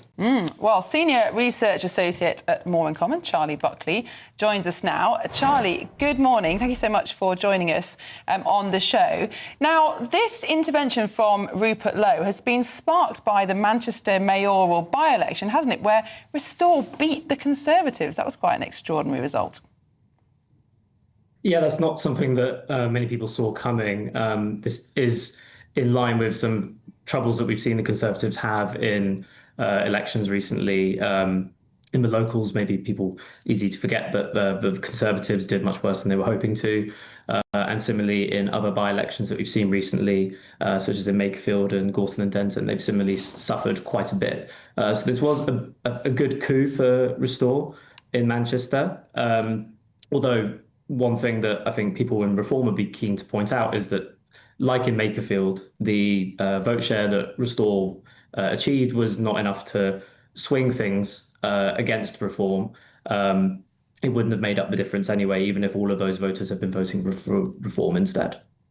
So do you think there's any mileage in this proposed pact? It sounds like Reform representatives on the media this morning have been putting off the idea. They don't really think that there's any mileage in joining forces. Well, it's well timed from Rupert Lowe, given that this is something that we've been talking about for a bit, this idea of a pincer movement around Reform. if the Conservatives are able to get their act together, we know that Kemi Badenoch is much more popular than she was a year ago. And similarly, this presence of Restore in these highly contested by-elections, eating away at Reform's vote share, could plausibly pose a threat to Reform. But as I was saying earlier, in practice, what we've seen in these elections is that Reform are underperforming regardless of how Restore are doing. And I think that from the research that we've done, the troubles that Reform are having in these by-elections and Nigel Farage's declining performance in the polls are more attributable to Reform's own problems and the perceptions of Reform itself, rather than the presence of Rupert Lowe and Restore. Charlie Buckley, thank you so much for joining us this morning. And we've got some breaking news. Reform UK MP for Boston Skegness, Richard Tice, is being investigated by parliamentary authorities over an alleged failure to declare an interest. The parliamentary Christopher Stan has confirmed earlier this morning the investigation will proceed. We're yet to hear from Mr Tice. Well, plenty more coming up on Britain's Newsroom, including a press conference from Nigel Farage. Stick with us on Britain's Newsroom.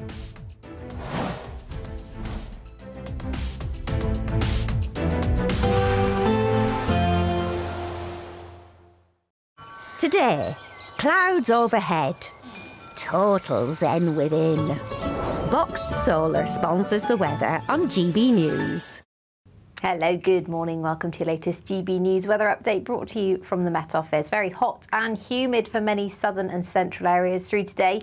Rain across more northern areas will become a little bit more sporadic through the day, and there's a risk of showers as we head into Tuesday. Low pressures with us through the start of this week, bringing in some southerly winds, which has brought that hot and humid air. So much hotter day today compared to yesterday, particularly for central and eastern areas of England, where there'll be very strong sunshine. An easterly wind across the east coast of England, though, will bring a slightly fresher feel here. Meanwhile, further west, outbreaks of rain at times, mainly showery. After a pretty wet day, it will turn a little bit dry for some areas of Scotland this afternoon. Also feeling quite humid here. Temperatures in the mid-30s for some areas in the southeast, for many in the low to mid-20s elsewhere. So a pretty humid end to the day across much of Scotland. Temperatures in the mid-teens, in the low 20s across the Borders region.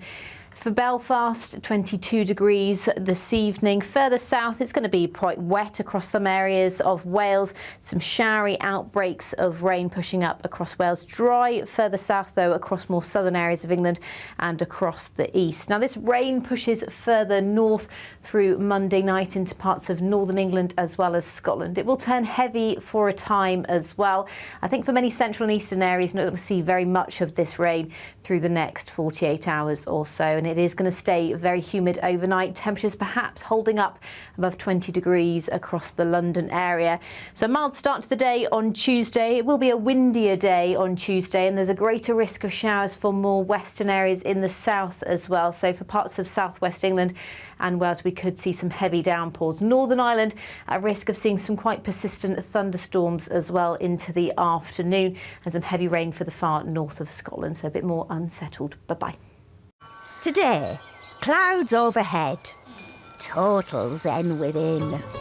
Boxed Solar sponsors the weather on GB News. Welcome to All is Santi by Domes Resorts, where we're celebrating with an incredible £60,000 to be won. Plus, we'll give you a fine gold bullion bar worth over £5,000. Don't miss your chance to win over £65,000 worth of prizes. For a chance to win, text GOLD to 63225. One entry costs £2.50 plus one standard network rate message. Or text BONUS to 63225. 5 entries cost £5 plus one standard network rate message. Go to gbnews.com/win. Entries start at £2.50. Call 0903 686 3232. Calls cost £2.50 plus your network access charge. Or post your name and number to GB22 PO Box 8690 Derby DE1 9TT. UK only. Entrance must be 18 or over. Lines close at 4 p.m. on the 21st of August. This is a network giveaway. Entries will be pulled. Please check the closing time if listening or watching on demand. Some people enjoy lazy Sunday mornings, but not me. What's the truth of the matter? So that's a very live question. Would you support him if he waters down these plans? Before the spin sets in, I'll be getting to the truth. This is personal. No soft questions, no easy answers. It's one thing if the state has rules in this country. It's another thing whether the police and others actually police them. Setting the agenda and holding those in power to account. You can't really blame her if the system is set up this way. You will not want to miss it, trust me. The Camilla Tominey Show, Sundays from 9:30, only on GB News. Bold. They are under no illusion. Ray. Are you a human trafficker? Boundless. I've had enough of the nonsense, and I'm not afraid to say it. Don't get us on the BBC. Every weeknight, I tear through the headlines. The smell of gasoline. Should we be worried about it? From Westminster madness to cultural war chaos. What I'm going to do now is they are throwing things out the car as we speak. Get ready, Britain. Here we go. Patrick Christie's tonight, weeknights from 9 p.m, only on GB News, Britain's news channel. As soon as it hits 11 and the headlines come in, the late edition brings you the breaking news from all the front pages. Because the news is going to happen. So get a head start today. Patrick Christie's tonight, late edition. Alex Armstrong tonight, late edition. From 11 o'clock every night. Only on GB News, the People's Channel, Britain's news channel. I've been in Westminster for a long time. But I know that though power may be here, its effect on people's lives is across the whole of the country. We may be where rules are made, but it's where they're implemented that matters. Join me, Jacob Rees-Mogg, for forthright and frank discussion on where Britain has come from, where it's going, and where it will end up. That's State of the Nation, Monday to Thursday, 8 to 9 o'clock. Vox Populi, Vox Dei.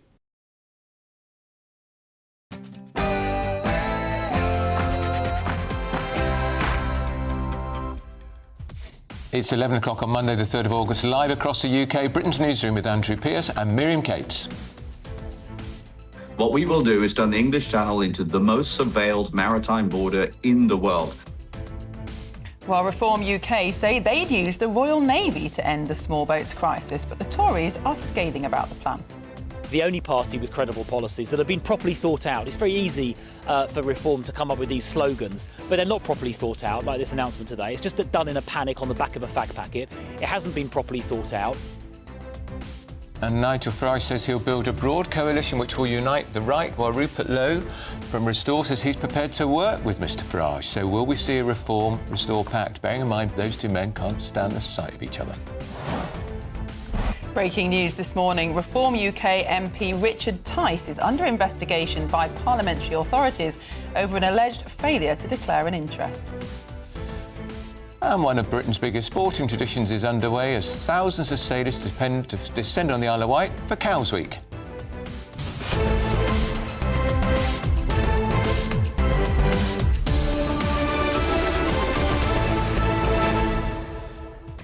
Well, in just a few minutes' time, we're going to be hearing from Reform UK. They are putting on a press conference to go into more detail about this plan that's been trailed in the newspapers today about stopping the small boats crisis by turning around boats in the Channel using the Royal Navy and, I assume, depositing them back on French beaches. Yeah, we've got Mark White who's with us here. Mark White, Andy Burnham was saying yesterday, well, the number of crossings are down substantially. Is that down to Labour's policies or is it down to the weather? Partly, I think it is down to the policies. There's no doubt that the enhanced police patrols in the northern sector around Dunkirk and Calais are pushing migrant smugglers further down. So that means for the interim at least, they're not able to push out as many boats. Right. It's much more of an effort trying to get all the migrants down to likes of Boulogne and Dieppe further down. But they'll adapt and overcome, they always do. Well, we can go now live to Nigel Farage. Just about to start speaking. This morning to be launching Operation Fortress, which builds on Operation Restoring Justice, which Zia and I launched last year. This major crisis that Europe's facing began really in earnest in 2015. It followed the disastrous war in Libya and led to large numbers of people beginning to cross the Mediterranean in boats. I was there in the European Parliament at the time. The Commission President, Jean-Claude Juncker, saw this as an opportunity for the first time to launch the common EU refugee and asylum policy. What it meant was that if anybody set foot on EU soil, they would be allowed to stay. I warned against it, I railed against it, but of course to no avail. And that stupidity was compounded, of course, by Angela Merkel saying, anyone that wants to come, we can manage, we can accommodate you. And it's had pretty dire consequences. One only has to think about what's happened to the city of Malmo, previously a fairly peaceful port, now one of the murder and rape hotspots in the whole of Europe. And in many ways, in the run-up to the referendum in 2016, the reason that I launched that breaking point poster was to say Europe has given itself massive problems for decades to come, but we can avoid this by leaving the European Union and getting back control of our borders. Sadly, governments after 2016 were in power but never really believed in the Brexit project, and even when Brexit finally came, there was no change to our status with the ECHR. And that was why 5 years ago, single-handedly, I went out repeatedly into the English Channel, videoing, YouTubing the growing number of boats crossing the English Channel, and I made the argument that you might just as well put a sign on the White Cliffs of Dover, everyone welcome, because the chances of deportation were then, and are today, so incredibly slim. I said I believed if it wasn't stopped, that it would lead, literally, in numerical terms, to an invasion of our country. But under the Conservatives, 130,000 people arrived via that route. The vast majority, young males of fighting age, who willfully discard their iPhones and their passports into the English Channel at the 12-mile line. And I've been out and I've filmed that too. In the end, Boris Johnson reacted with a speech at Lid Airport announcing the Rwanda plan. But it was doomed to failure from day one because of our continuing presence as part of the European Convention on Human Rights. I have to say, the fact we've given the French over £1 billion and that their navy still escort boats from a couple of hundred yards off the beach all the way across to a 12-mile line, that is something that needs to stop. And whatever videos or pictures you see of the French police slashing boats, the fact is that the traffickers have become even smarter. And in the last 3 weeks, we've seen several launches coming from as far west as Normandy. All the while, the pull factor of coming to the UK, being able to stay, all the while that pull factor is still there. It doesn't matter how much money we give the French, the boats will continue to come. And of course, many of those that have come are people who in some cases wish us harm or do us harm. As we speak, there is a man, charming chap, Kalashnikov tattooed on his face, currently in prison in this country, who's threatened repeatedly to kill me, and no doubt that promise remains when he's out in a few months' time. But there isn't a single week that goes by where we don't see stories of serious crimes, sexual assaults, rapes, and we know for a fact that many that are now coming come with the deliberate attempt of joining criminal gangs in Britain as soon as they come. But it is worse than that. I first started voicing this again 5 years ago to say this would become, or could become, then, a national security emergency. And that is exactly what it is. Repeatedly, I've asked the Prime Minister, well, the last Prime Minister, Keir Starmer, in PMQs, whether he would declare a national security emergency. 2 months ago, I told the Home Secretary and the House of Commons that I had it on the highest authority that the Iranian regime was using the Channel crisis to put their own operatives across the English Channel. I was met by shouts of shame on you. Well, shame on them, because once again it proves that I was ahead of the curve on this, and indeed that is what is happening. So Operation Fortress will be a combined military operation. It will save lives. It will help the French in fulfilling their job of stopping the boats, and it will save a huge amount of money. We are very confident that our policy of securely picking people up and safely taking them back to France, we are entirely confident that that falls within other conventions of international law, and you'll see that argued clearly in this document. And when you think about it, what is the Royal Navy for? If the Royal Navy is not there to protect this country from invasion, then frankly, I can't see what its purpose is.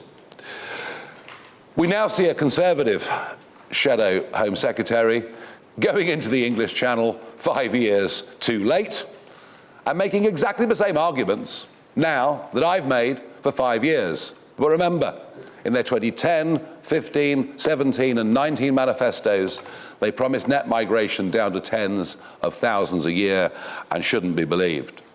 And even since Andy Burnham has become Prime Minister, already 2,000 people have crossed the English Channel. There is an argument doing the rounds in the media that it's okay. It's fine. The numbers are 40% lower than they were this time last year. But it only takes 1 or 2 Iranian terrorists to come into Britain and commit a mass atrocity for this to be a disaster. The Australians faced all of these problems many years ago. They tried offshore processing. They tried a number of things, and in the end what worked was towing the boats back to Indonesia. And since then, hardly a boat has landed in Australia. I am entirely confident that under a reform government, within a fortnight, there would be no more boats. And whilst this issue may not be uppermost in the minds of many in Westminster, I can tell you out in the country, it is. And that comes down to a simple point: fairness. What is fair? What is right? What is wrong? Those who come to Britain legally now go through a long, expensive process. It's unfair on them.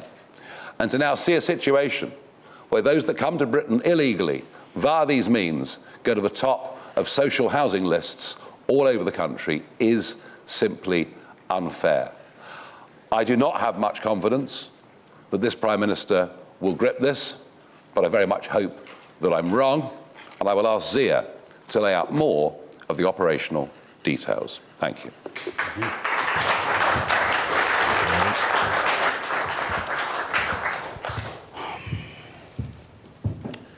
A nation that cannot control its borders is not a sovereign nation, and Britain is being invaded. For decades, Tory and Labour governments promised to get tough on illegal immigration, and yet year after year after year, tens of thousands of fighting-age males have arrived on our beaches. In fact, the total number of illegal immigrants in this country now stands at well over 1 million. The United Kingdom is being invaded. Over 200,000 people have landed illegally on our shores over 8 years. Now that's a staggering figure, and it exceeds the total number of Allied troops who stormed the beaches of Normandy on D-Day. Those who arrive are unvetted, mainly military-aged men from Iran, Afghanistan, Syria, and Iraq. Now, they have been rewarded for this by a political class that puts them up in hotels at the British taxpayers' expense, given free meals, free healthcare, free TV licenses, and even free trips to the safari park and to the cinema. I never forget, as Nigel said, that it was the Tories that allowed 130,000 to arrive. Labour is simply continuing their betrayal. Even those that commit heinous crimes are routinely defended by so-called human rights lawyers who succeed in preventing even convicted rapist illegal migrants from being deported. All thanks to Tory and Labour politicians who prioritise the rights of foreign citizens over our own. Now, some of those arriving illegally by boat have already attempted terrorist attacks on our soil. Some have committed gruesome murders, like on the night of the 20th of October 2024. A 27-year-old young lady called Rhiannon White had just finished her shift at the Park Inn Hotel. She was on the phone to a friend as she walked to the railway station. While she was on the platform, a Sudanese man inexplicably stabbed her 23 times with a screwdriver. She died in hospital 3 days later. Her killer, Deng Majek, had arrived in the UK illegally on a small boat 3 months before the attack. CCTV footage later showed him dancing and laughing. He was living in a hotel at taxpayer expense. Rhiannon's devastated mother said in court, quote, "It's always the undocumented illegal migrants that are doing this, and it's not fair." Also among those arriving are individuals who have actively plotted terror attacks on our soil. Intelligence reports confirm that hostile actors, including Iranian terrorists, are exploiting these very routes. The safety of the British people is being put at risk every single day. And the patience of the British people is now exhausted. We're unwilling to accept that Britain's borders should be open and undefended, unwilling to accept that our own veterans who served our nation with valor and distinction are being evicted from their homes to house fighting-age males from Iraq and Afghanistan who turned up on our beaches uninvited. As Nigel said, this is a national security emergency. Yet, successive Tory and Labour governments have treated this emergency with contemptible weakness. Rather than defending the realm, they have turned state agencies into a free taxi service and provided taxpayer-funded hotels for those who break our laws. They surrendered the English Channel to criminal cartels. Under Nigel's leadership, Reform UK will end this crisis for good. We will launch Operation Fortress, the biggest military operation in the English Channel since the Second World War. Under a Reform government, Prime Minister Farage will order His Majesty's Royal Navy to ensure that not a single unauthorised vessel makes it to the shores of the United Kingdom. Our plan, as you will see in the document, is endorsed by senior former members of our armed forces. It is simple. First, we will create an integrated surveillance command, unifying military and intelligence surveillance to make ours the most surveilled maritime border in the world. Second, any vessel attempting to cross illegally will be intercepted by our armed forces, who will return them back to France. Not a single illegal migrant trying to reach our shores will make it to Britain. To those with no right to enter Britain, our border will be impenetrable. Once the world realizes that crossing the Channel illegally leads only to being intercepted by our Royal Marines and returned to France, the incentive structure breaks. These economic migrants will stop paying smugglers and the boats will stop coming. Now, I know many in the media are clamoring to ask, what happens if the French don't agree and Royal Marines attempt to land people on a beach? Let me be crystal clear. A Reform government will show unflinching resolve to ensure that people who set out from France to break into Britain go back to France. That is our policy, not a future negotiating position with the French government. What France gets to decide is how that happens. Now look, we would far rather disembark people in port, walk people down a gangway, and hand them to the French authorities properly.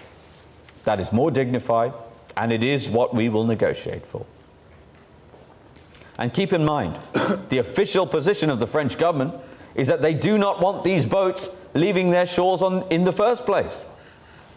Tory and Labour governments have paid them, as Nigel said, £1 billion of British taxpayer money to stop the boats, ostensibly.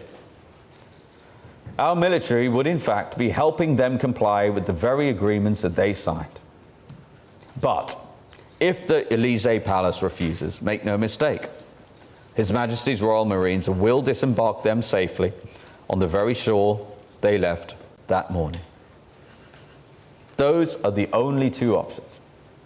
There is no third option, where a British government under reform just shrugs its shoulders and brings them back to Dover. That policy of Tory and Labour governments that has led to 200,000 illegal migrants arriving on our shores.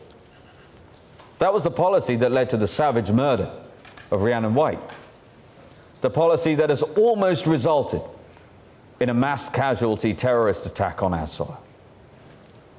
And ask yourself what the alternative picture actually is. A president of France ordering French police onto a beach to block Royal Marines on a humanitarian mission from landing civilians in safety and forcing them back out to sea, directly endangering their lives? Well, that would be a crime against humanity. It is simply not a serious hypothetical that President Macron, or anybody else for that matter, would do that. And I do not believe the French public would stand for it if he did. And to the talking heads and useless politicians claiming this policy will not work, the evidence proves the opposite. In fact, it is the only thing that does. When Australia had a major illegal boats migration crisis, it was only when they launched a major military operation that it stopped. In fact, Tony Abbott's Operation Sovereign Borders cut illegal crossings to zero within weeks. A years-long crisis ended within weeks. And it also saved lives. Between 2007 and 2013, 1,200 migrants tragically died making the journey to Australia. The Australian military operation reduced that to zero. Over 170 migrants have already died trying to come to Britain via the Channel. Reform's proposed military operation to secure our borders will save migrant lives too. Now, expect fierce resistance from the Tory Labour establishment, claiming that this is impossible. Well, they have no choice but to call it impossible, lest they face the reality of their own failures. But the former Navy commanders who engineered this plan leave no room for doubt. It can be done. It must be done. The former senior members of our armed forces who endorsed this plan confirm this plan is viable and imperative to our national security. This is how we will stop the boats for good. Reform will end the invasion of Britain. Reform will put the British people first. Thank you.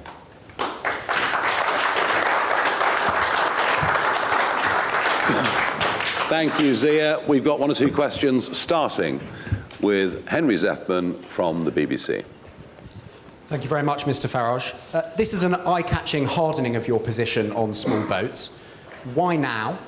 Is it an attempt to distract from questions about your finances and your party's finances?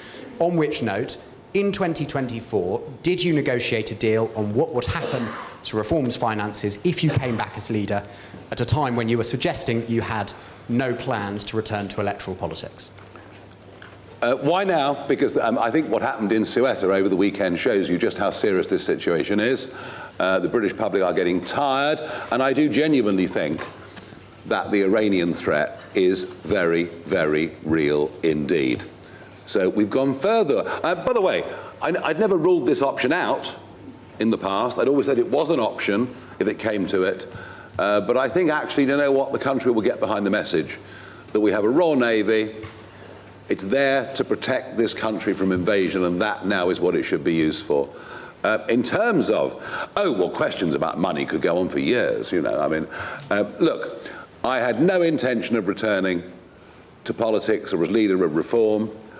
But in the spring of that year, I did talk to Richard Tice about what the liabilities would be if I was to come back to that position. And you'd be a bit of a mug, wouldn't you, to walk into a job and not find out what the potential liabilities were. And they were substantial. They were substantial. In fact, without Richard, the party wouldn't have even survived. So that was useful for me to know, but it wasn't a deal, it wasn't an agreement, it was subject to if I came back. And if you want clarification on this, that came quite some time after the gift, which is perhaps the important point. Thank you. Olivia Utley, GB News.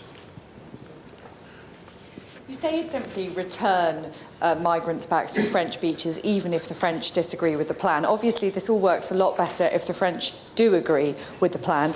Have you had any assurances from senior French politicians that they're on board with this? Can I just say, for the French, there are big upsides, very big upsides. Life from Dunkirk, through Calais, through Ardelot, Wimereux, all those rather beautiful little villages on Côte d'Opale, life is now hell. People stay locked in their houses. You can't resell a house. There's crime, there's litter, there's vandalism, there's gang violence, there are stabbings, there are shootings.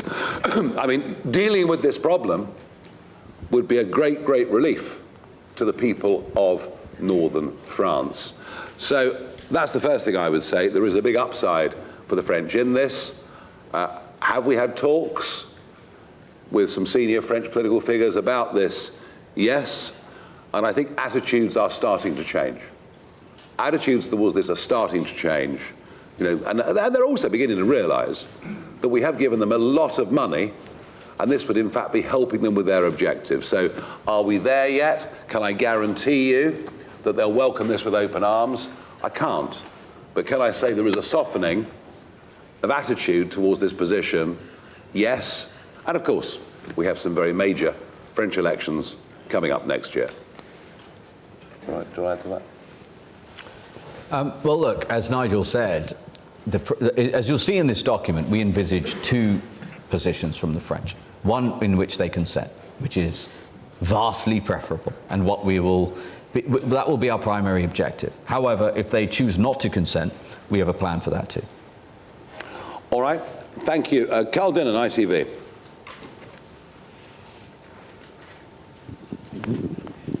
Thanks very much. Over here. Just to be clear, so you seem to be saying that if the French do not consent to accepting these people back, you are going to order the Royal Marines to land on French beaches against the will of the French to offload these people. Is that legal? And secondly, you seem to have just admitted that you were considering returning as Reform leader in the spring of 2024. Can you be absolutely clear and honest? When did you start thinking about returning to Parliament and becoming the leader of the Reform Party? I was being bullied for months and months and months by lots and lots of people. You've got to come back, you've got to come back, you've got to come back. I said, no. I mean, to be honest with you, I was probably 60-40 in favour of going to America because there was an exciting 6 months coming up over there. So all of this was provisional. None of us ever quite know what we're going to do next in life. And look, you know, when Rishi called the election, I just thought, well, the hell with it, I'm not going to do it, and that's that. And then yet more guilt was piled upon me, and I reluctantly at the last minute changed my mind. But no, there was no plan to come back at all. There were lots of people asking me to, all right? Simple as that. Sorry, the first part of your question specifically. What's the legality of sending the military to land on French beaches? Saving lives at sea. Saving lives at sea under international law when people are in, and these big mega dinghies, you saw one last week with 165 on, 90 to 100 is now common. If you've ever seen one of them, and I've seen many of them, they're built for one trip. They've got balsa wood glued in the bottom. It is astonishing that we've not had a mass casualty event for some time. And indeed, the last big one happened at night, and there just happened to be a scallop boat next to them. Otherwise, that would have been 40 gone. And you're going through the world's busiest shipping lanes. You're prone to fog. actually picking these people up out of flimsy boats and returning them to the nearest safe destination and to a safe country, we believe is entirely in keeping with the international law of the sea, going back for, well over 100 years. Now, that doesn't mean the French government themselves will welcome it, but hey, we've given them £1 billion to stop the boats, we're just helping them.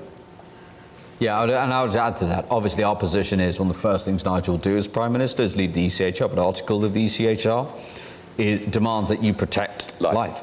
The laws of the sea, the prevailing obligation on anybody who comes across a vessel in distress is to protect life. That is exactly what we would be doing. And by the way, find me another route in which, in between two developed countries, two first world top 10 economy countries, or 1 in every 100 people making the journey are dying. Every single one of those vessels, those people are in distress. They need to be rescued. Listen, our priority is Britain. We don't want any more British people to be murdered by illegal migrants coming across the channel. We don't want a mass casualty terror attack, but we also don't want any migrants perishing tragically trying to make the journey. That is our position. If people want to take a different one, that's up to them. Alex Rogers, Sky News. Question for Nigel. Last year, when you announced your policy for mass deportations, you said the boats would start coming in days because there will be no incentive. Why then do you need this policy of involving the Navy? And a second, if I may, your former MP Rupert Lowe has offered you a pact of working together. You haven't explicitly ruled it out, but can you rule it out now? And are you able to offer reassurance to your colleagues who defected from the Tories that you would never do a deal that would see them lose their cabinet positions? Right. Look, this does not replace Operation Restoring Justice, not a bit of it. What it does is to update Operation Restoring Justice, which did, as an option, say we would consider this as the next step. Do you know, the British public are sceptical that anybody, any government, that allows people to come in, be processed through Dover and Manston, will ever actually get the legal frameworks right to deport them. Even though we assure them that we'll do all of these things, this, I think, puts it out in starker, clearer terms. It's very easy to understand the concept that the Royal Navy is there to protect against foreign invasion. And actually, you know what? The 1971 Nationality Act still applies, that it is an offence to illegally enter our country. It's just that the last two governments don't seem to have cared about it. On the Rupert Lowe stuff, well, my understanding is that he had a bit of a fallout last week with the Conservatives, who, you know, he had been working quite closely with for some time. You know, he said that he had a deal with the Conservatives, and Kemi Badenoch said they had an arrangement. I don't know what that was. My understanding is there was a bit of a fallout. Now, look, I mean, if you want to do a political deal with somebody, you know, you would contact them privately and not do a 12-minute video. That said, I did actually reach out back yesterday to him. I did say, look, should we have a call? I haven't heard back yet. So I don't know what the sincerity of this is, but it seemed to me that he was sort of, more than anything, perhaps putting out this gesture, saying, look, I'm the good guy, Nigel's the bad guy. Well, that's not the case. And if you look at my history, you know, in politics over the last few years, I am prepared to do things and make sacrifices if I believe it's in the national interest. I certainly did that in 2019, and I would do whatever I could for us to have a sane centre-right alliance that beat Labour at the next general election. But I don't ditch my friends, I don't ditch my allies, whether that's Suella Braverman or Posh George, you know, I do not ditch people because somebody else wants me to. And there's an irony in this, which is that 2 years ago, Rupert Lowe said, what a fantastic job Jenrick, Braverman and Kruger were doing inside the Conservative Party. And, you know, unlike Chris Philp, who failed completely, but now wants to sort of forget it, in the case of Braverman and Jenrick, they resigned from their positions in their frustration that the government wouldn't get a grip. So that would not be part of a negotiation. In broader terms, look, you could see a situation where Restore, without the hope of winning anything outside Great Yarmouth, I mean literally without a hope of winning a single seat in the country, could do us great harm. And I think online you will see a lot of Restore potential voters now beginning to worry about the impact that might have. So look, I'll finalise that by saying if it was the offer of a deal, it came in a very unusual way. I have responded to it potentially with an open mind, as I would, but I'm certainly not going to be ditching people that I view to be allies and a great asset. Thank you for the question. Christian Calgie, Daily Mail. Hello. Just a couple of questions on this, the policy itself. When you just mentioned Robert Jenrick, when he was Immigration Minister, he actually ditched plans to turn dinghies back to France in 2022 on the grounds that it was unsafe. That was the then government's assessment. Why do you clearly believe it can now be done in a safe way? Stop. This is not pushback. Pushback is difficult and dangerous. When you get a spring tide and an ebb running through the Straits of Dover, believe you me, operating pushback without capsizing a boat would be incredibly difficult to do. We are not talking about that. We are talking about rescue and return. It is a completely different concept. Okay, thank you for that one. You say this plan will save a huge amount of money. There are questions about the Navy's actual boat capacity with offshore patrol vessels. Is it not the case that you would have to spend a sizable amount of money increasing the number in the arsenal? And just to pick up on the question we just had about this offer from Mr. Lowe, you called for a broad coalition last night, and clearly you are very open-minded, surprisingly so about Mr. Lowe. Do you think that broad coalition needs to include the Conservatives? I'm open-minded about talks. I'm open-minded about talks with people who I think share a similar, albeit in some cases slightly different, objective. And I've always been open-minded. I'll talk to anybody who's got a similar goal to me. The difficulty with the Conservatives is how can I believe a word Chris Philp says how can you tell people in 4 consecutive manifestos you'll reduce illegal migration and deport those that come illegally and do the opposite? And if they've done it for 4 manifestos in a row, why on earth should I or the public believe them on a 5th? That's how I see that right at this moment in time.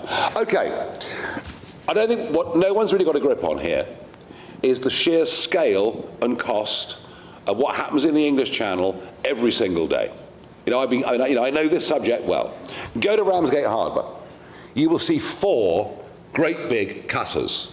Those cutters are used by Border Force, but of course, we would have Border Force working in conjunction, in many cases, with Royal Marines, soldiers, whatever else made this joint military operation work. So those boats are there, they're fully staffed, they're fully manned, they're available, and it won't cost any more than it's currently costing, frankly, to operate.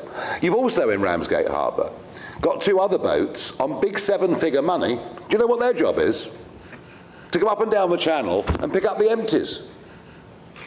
Literally millions of pounds a year just to pick up empty dinghies and take them back to Ramsgate. Go to Lydd Airport, where you'll see spotter planes, a gigantic drone, a small drone, other spotter planes from Norfolk, sometimes coming down to help. And then, of course, you've got the RNLI, who, whilst that's not taxpayers' money, but still money, on a busy day, you'll have the lifeboats of Ramsgate, Walmer, Dover, Dungeness, Rye, and even Eastbourne. If you literally came out and saw the mass scale of operation, the daily operational cost of hundreds of thousands of pounds a day, you would realise we've actually got the kit already. We've just not chosen to use it to stop people from coming.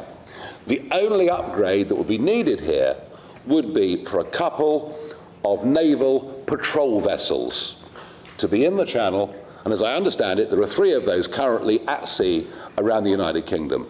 We are spending all the money on these assets just to act as a taxi service on behalf of illegal criminal gangs, bringing people into Britain. I'm not upping the cost, I'm just saying these people will not be allowed to come. Okay. Raheem Kassam, National Pulse. Thank you both. I'm sure it wouldn't have escaped your attention this morning that the first question you got was unrelated to the subject of the press conference, and I kind of wonder what are your thoughts on how the mainstream media has been treating you and those around you recently. Last week we broke a story that the Prime Minister's new Chief of Staff co-authored a report denying the grooming gang scandal alongside a convicted paedophile. And yet it doesn't get coverage in the mainstream media, but they will go through, every member of your family's addresses and all of that stuff. So what is your thoughts on that? And then secondly, in terms of Rupert Lowe, wouldn't it have been better, rather than him doing a 12-minute video, very well produced, interesting music bed and all of that, to just start by saying to the people that he abused in Reform the words, "I'm sorry"? Well, look, as far as that's concerned, Restore have spent most of their time attacking Reform and attacking Reform individuals endlessly, relentlessly. They haven't until now criticised the Conservatives at all. There was some kind of deal between the two. Don't ask me what it was. I just know that it erupted and blew up last week. So you might see a change of tack on that. There is this myth. There is this myth that I fell out with Rupert Lowe. It's not true. Everyone fell out with Rupert Lowe. And it was the screaming, the shouting, the threatening, the legal writs. Everyone fell out with him, all right?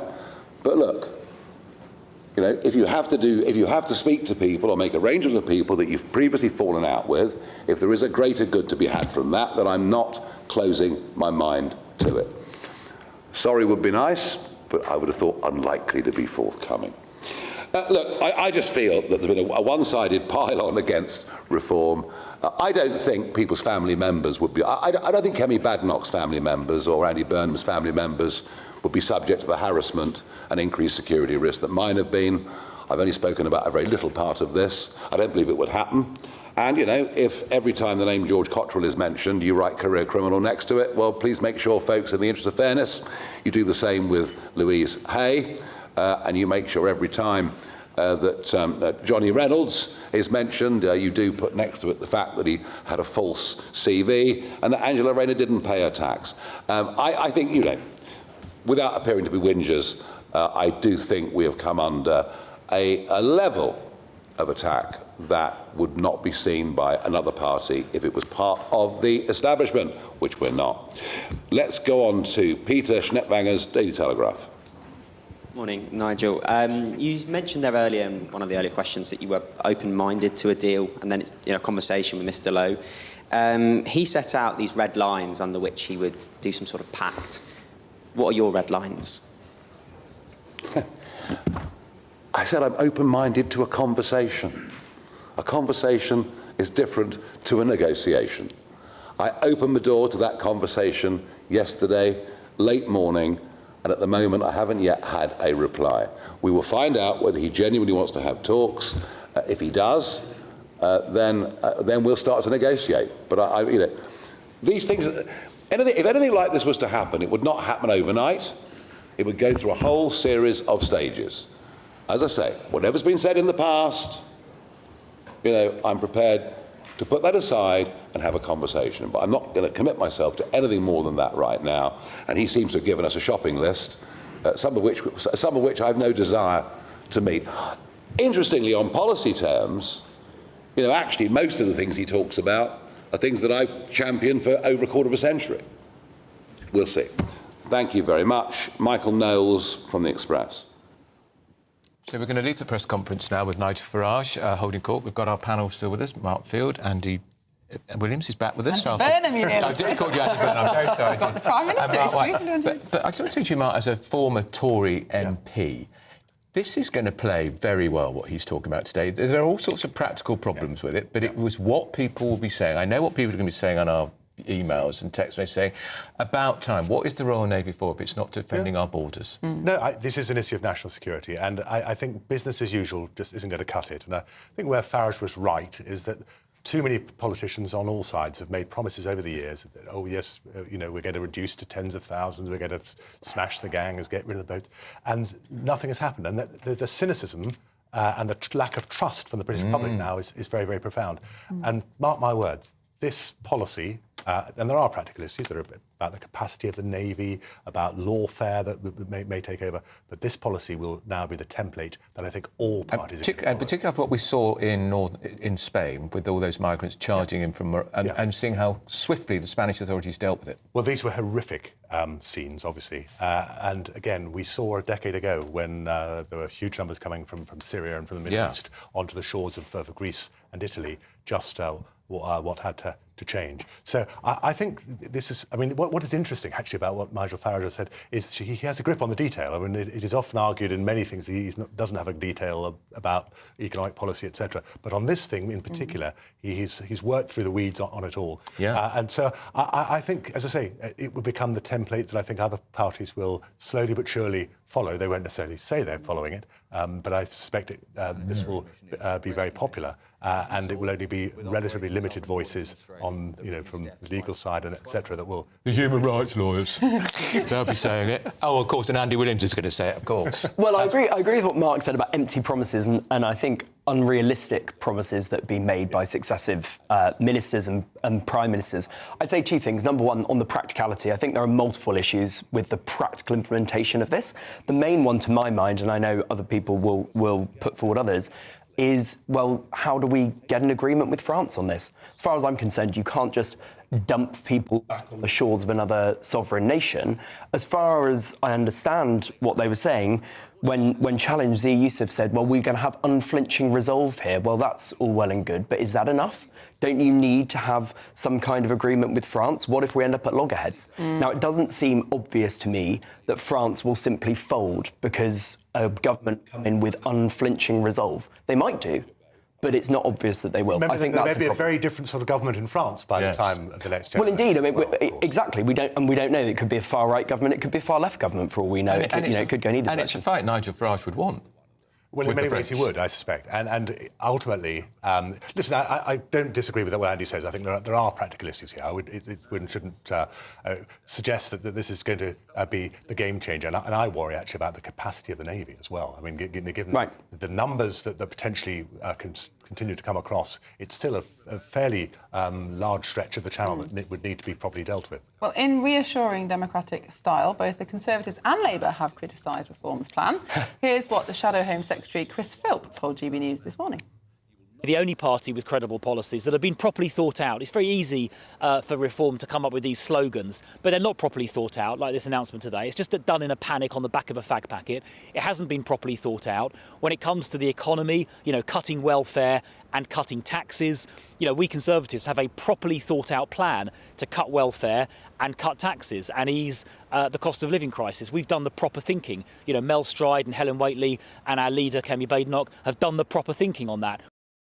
And a Labour Party spokesman said Reform have reheated an old announcement in their latest desperate bid to distract from their growing sleaze scandals. Anger and easy answers won't bring crossings down. The serious action we've taken has started to have a real impact and has led to 46,000 attempted crossings stopped and 70,000 people with no right to be here removed. I did that without pausing for breath. Very impressive. What do you think about that? So did they.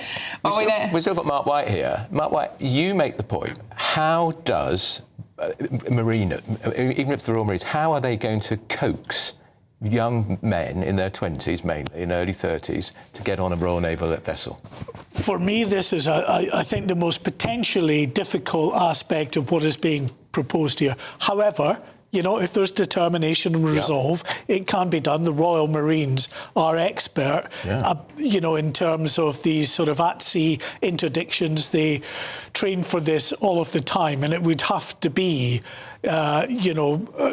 teams of Royal Marines in the rigid inflatables actually going up to a boat and plucking these young men off, because what is going to happen, understandably from the migrants' point of view, is that they will be non-compliant. At the moment, they're compliant. The second they get to what's called the central separation zone, that halfway point between France and the UK, that's where they get picked up by border force or lifeboats, and they're completely compliant because this is exactly what they want. Yeah. They want to be taken to the UK. When they get the message that they're being picked up to be returned to France, it's going to be a bit more difficult. But I still think it can be done. Yeah. I find this whole thing absolutely fascinating. The chattering classes and the established media will hate it, but this is going to play very well in the wider country. Of all the messages I get, regularly, every time I do this, it's always, why don't we get the Navy in? Yeah. Why aren't the Navy in and turning them back? So I honestly think it will play very well in the country. Andy, do you think people are just fed up of the legal arguments and they want to see a practical solution? This is a practical solution.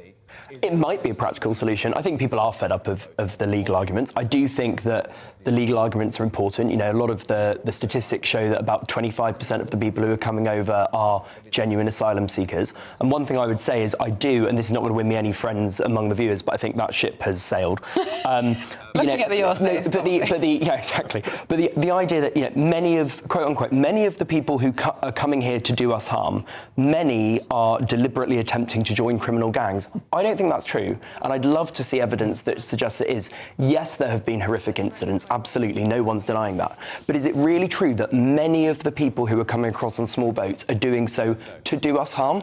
I think that's nonsense, and I think it's dangerous rhetoric. That's part of the problem, Mark, is we don't know who they are. We don't know what's in their heart, whether they've got bad intentions, because we don't know who they are, where they're from.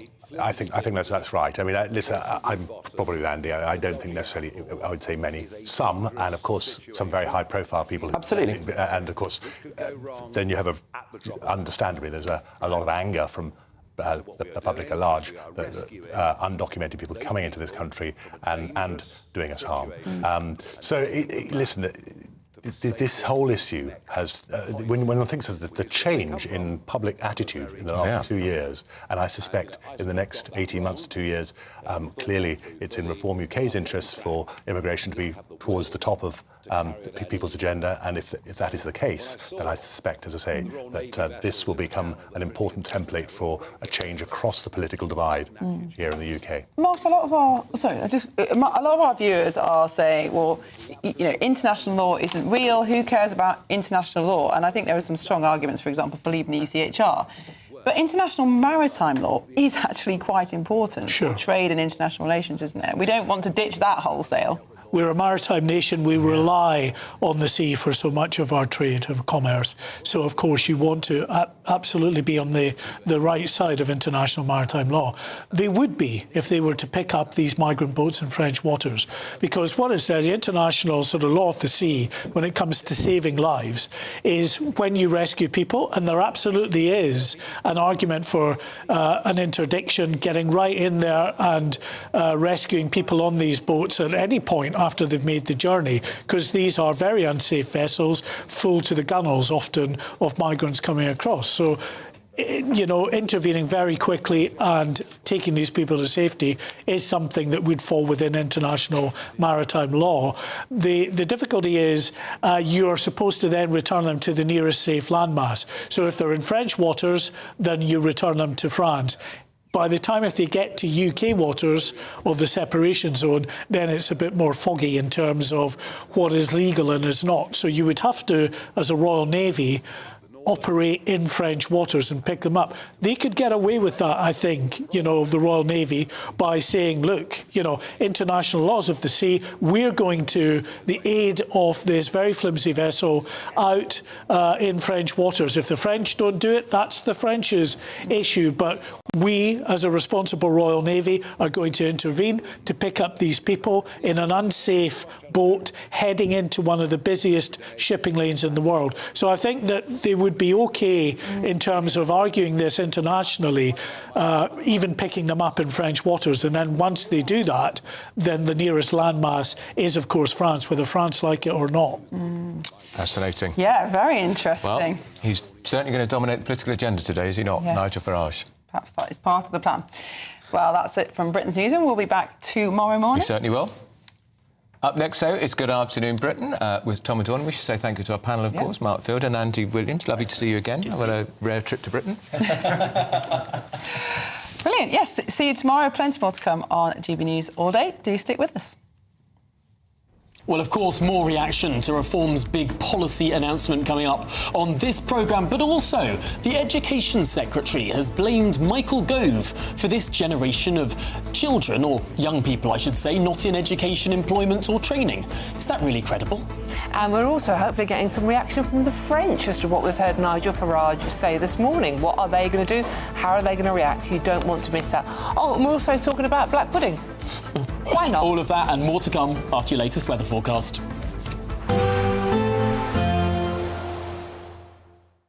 Expect warm spells with the odd rude interruption. Box Boilers sponsors the weather on GB News. Hello, good morning. Welcome to your latest GB News weather update brought to you from the Met Office. Very hot and humid for many southern and central areas through today. Rain across more northern areas will become a little bit more sporadic through the day, and there's a risk of showers as we head into Tuesday. Low pressures with us through the start of this week, bringing in some southerly winds, which has brought that hot and humid air. So a much hotter day today compared to yesterday, particularly for central and eastern areas of England, where there'll be very strong sunshine. An easterly wind across the east coast of England, though, will bring a slightly fresher feel here. Meanwhile, further west, outbreaks of rain at times, mainly showery. After a pretty wet day, it will turn a little bit dry for some areas of Scotland this afternoon. Also feeling quite humid here. Temperatures in the mid-30s for some areas in the southeast, for many in the low to mid-20s elsewhere. So a pretty humid end to the day across much of Scotland. Temperatures in the mid-teens, in the low 20s across the Borders region. For Belfast, 22 degrees this evening. Further south, it's going to be quite wet across some areas.